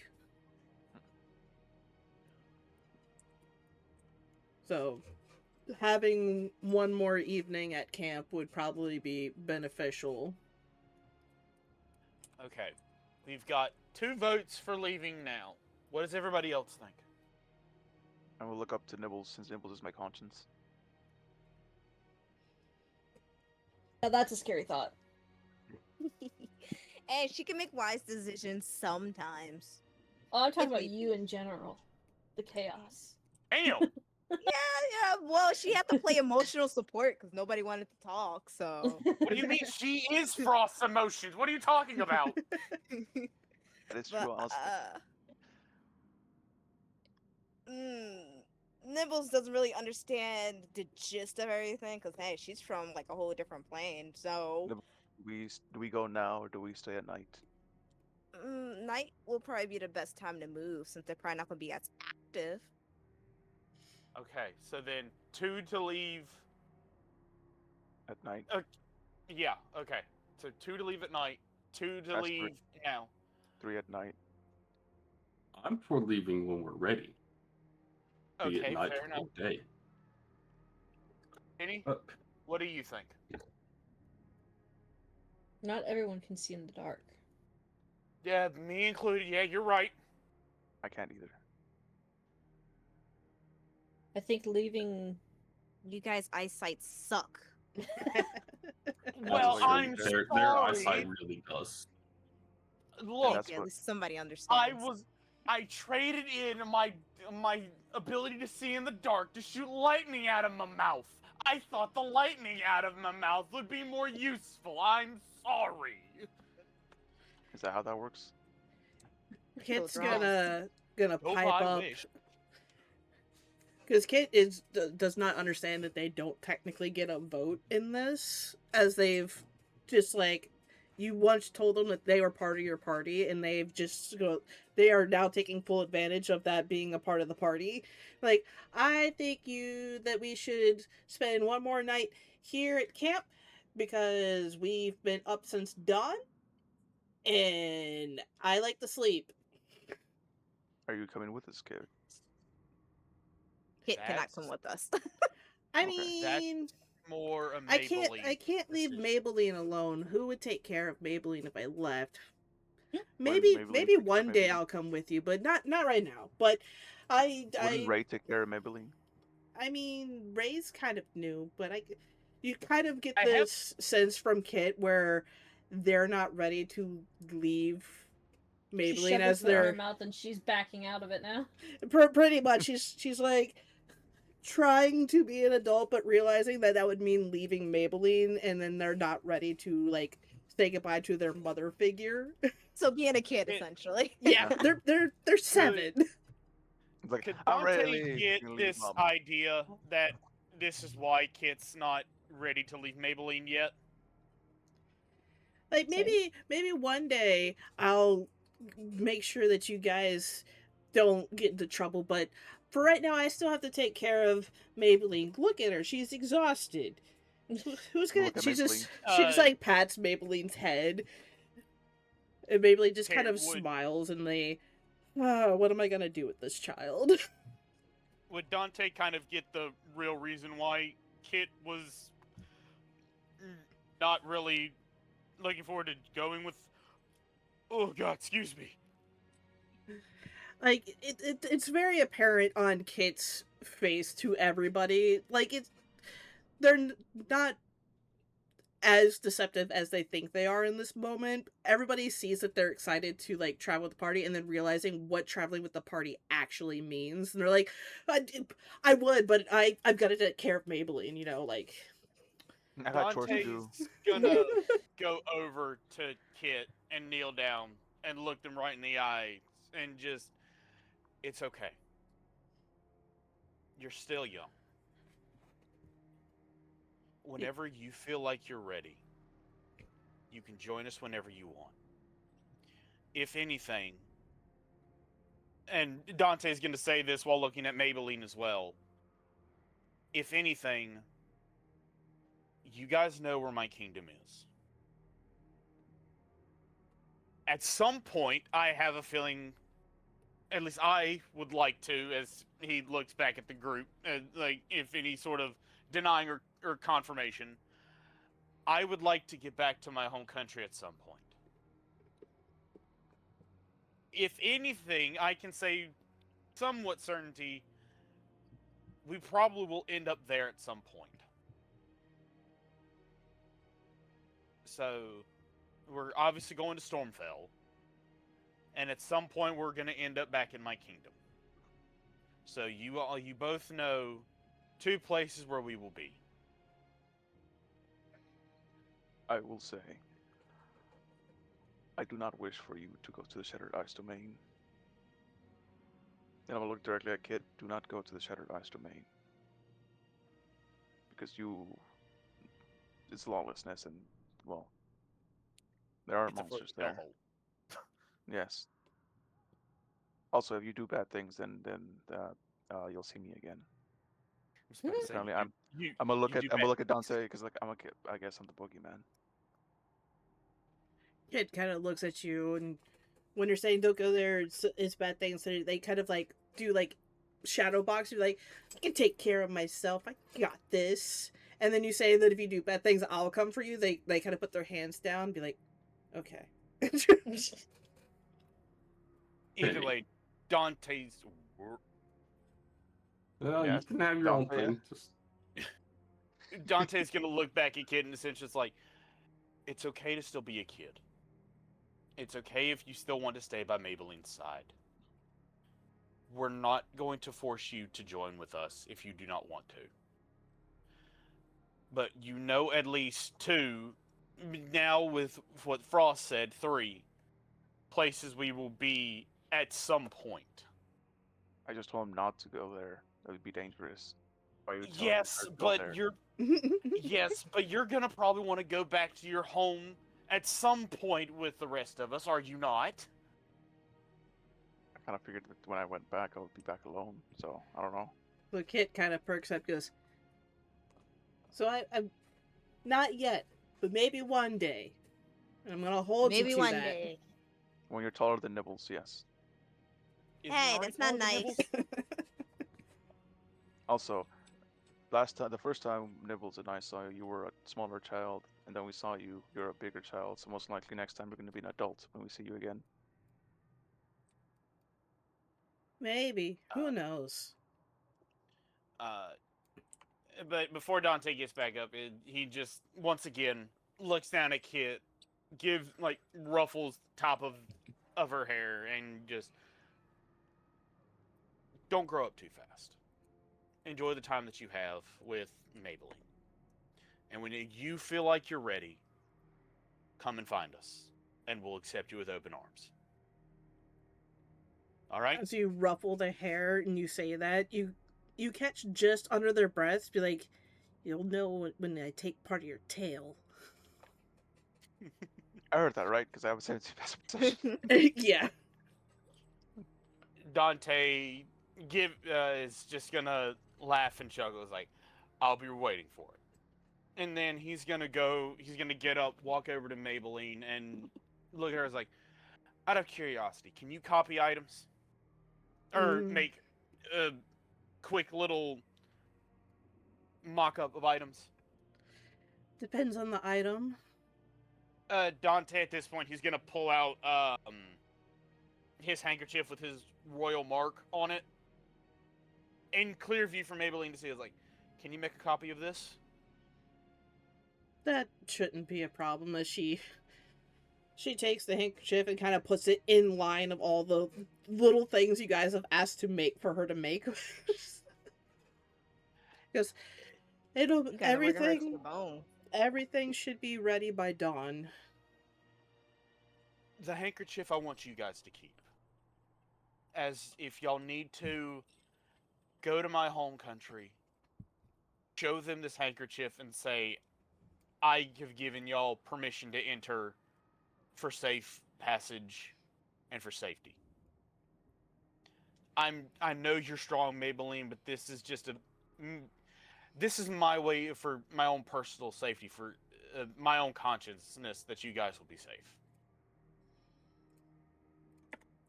I don't doubt your abilities, Maybelline, when I say this. Just, it's a personal thing for me.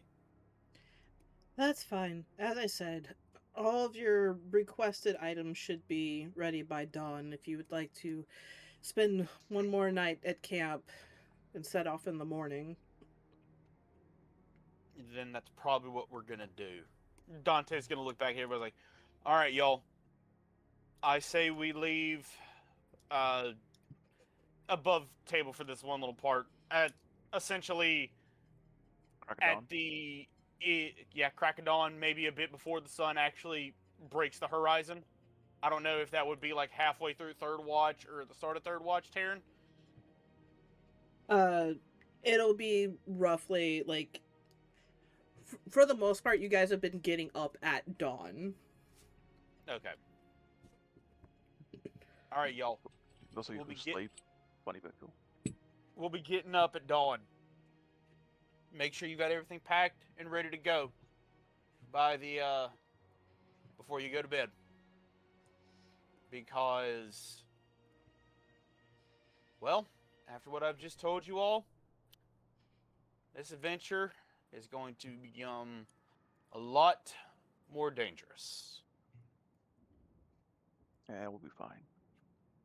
And with Penny, may I speak to you alone? May I speak to you alone? which character? I have some questions. Penny. Oh, Penny. That is a kid. I love you, Penny. Penny, have you met my friend Lieutenant Dan? He ain't got no legs. Modern is currently muted. Did you want to have that conversation with Kit instead, since Kit's here? I forgot I was muted. There you go. Never mind. Modern just pulled the yes. Yeah, Penny will get up and walk over to Tyrannus. I want cheese. I'm just too lazy to move the character. Go out of Yeet. earshot for a bit. I can move your character for you. Ha ha. Thanks, Dad. You're welcome, son.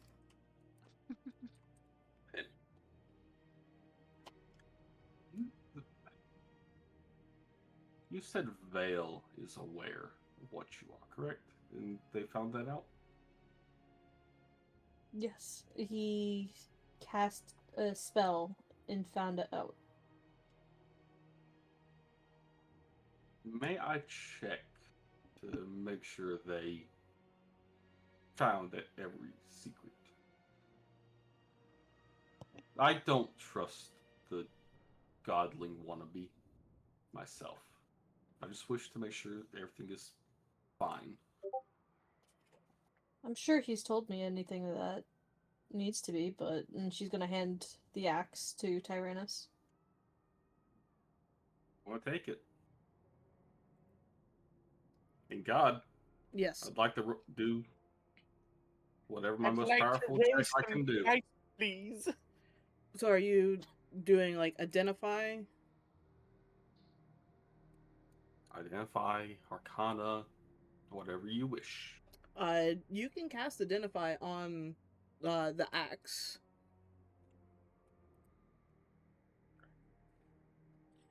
I assume that you're gonna do that.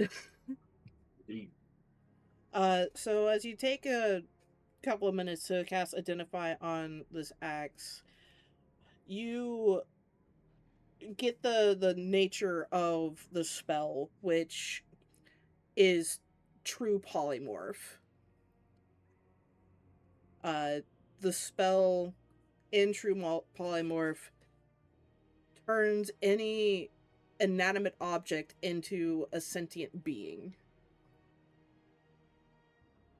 You also get traces from magic from the individual runes that give off a wild magic sense.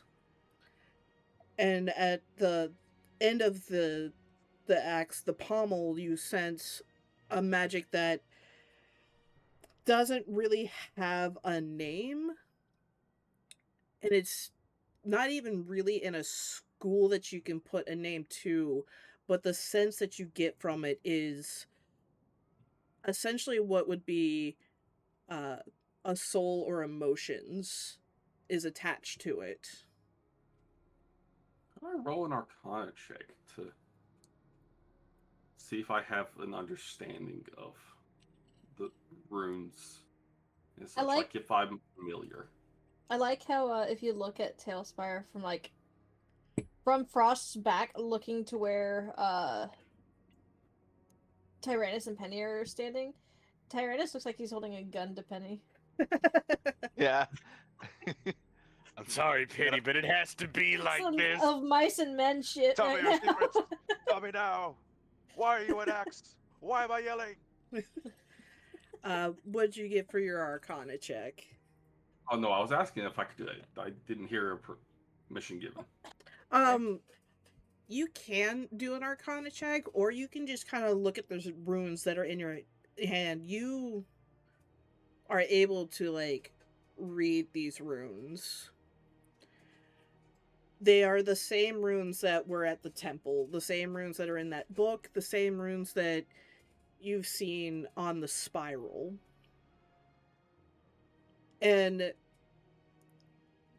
you get the gist of what the runes are basically like saying is they're kind of describing like the features, almost like the beginnings of a reflection spell that are being inscribed into this axe. Danny, I wish to apologize to you. For what? Back when we first met, believing a spell was causing the loss of your memories, I attempted this to dispel. But hopefully some magic keeping that. I wish Ah. to apologize because what I know now, if I was successful, I could have very well killed you. I mean, it's not like we would have known. No, but the familiarity here, it's similar to where the temple we were with.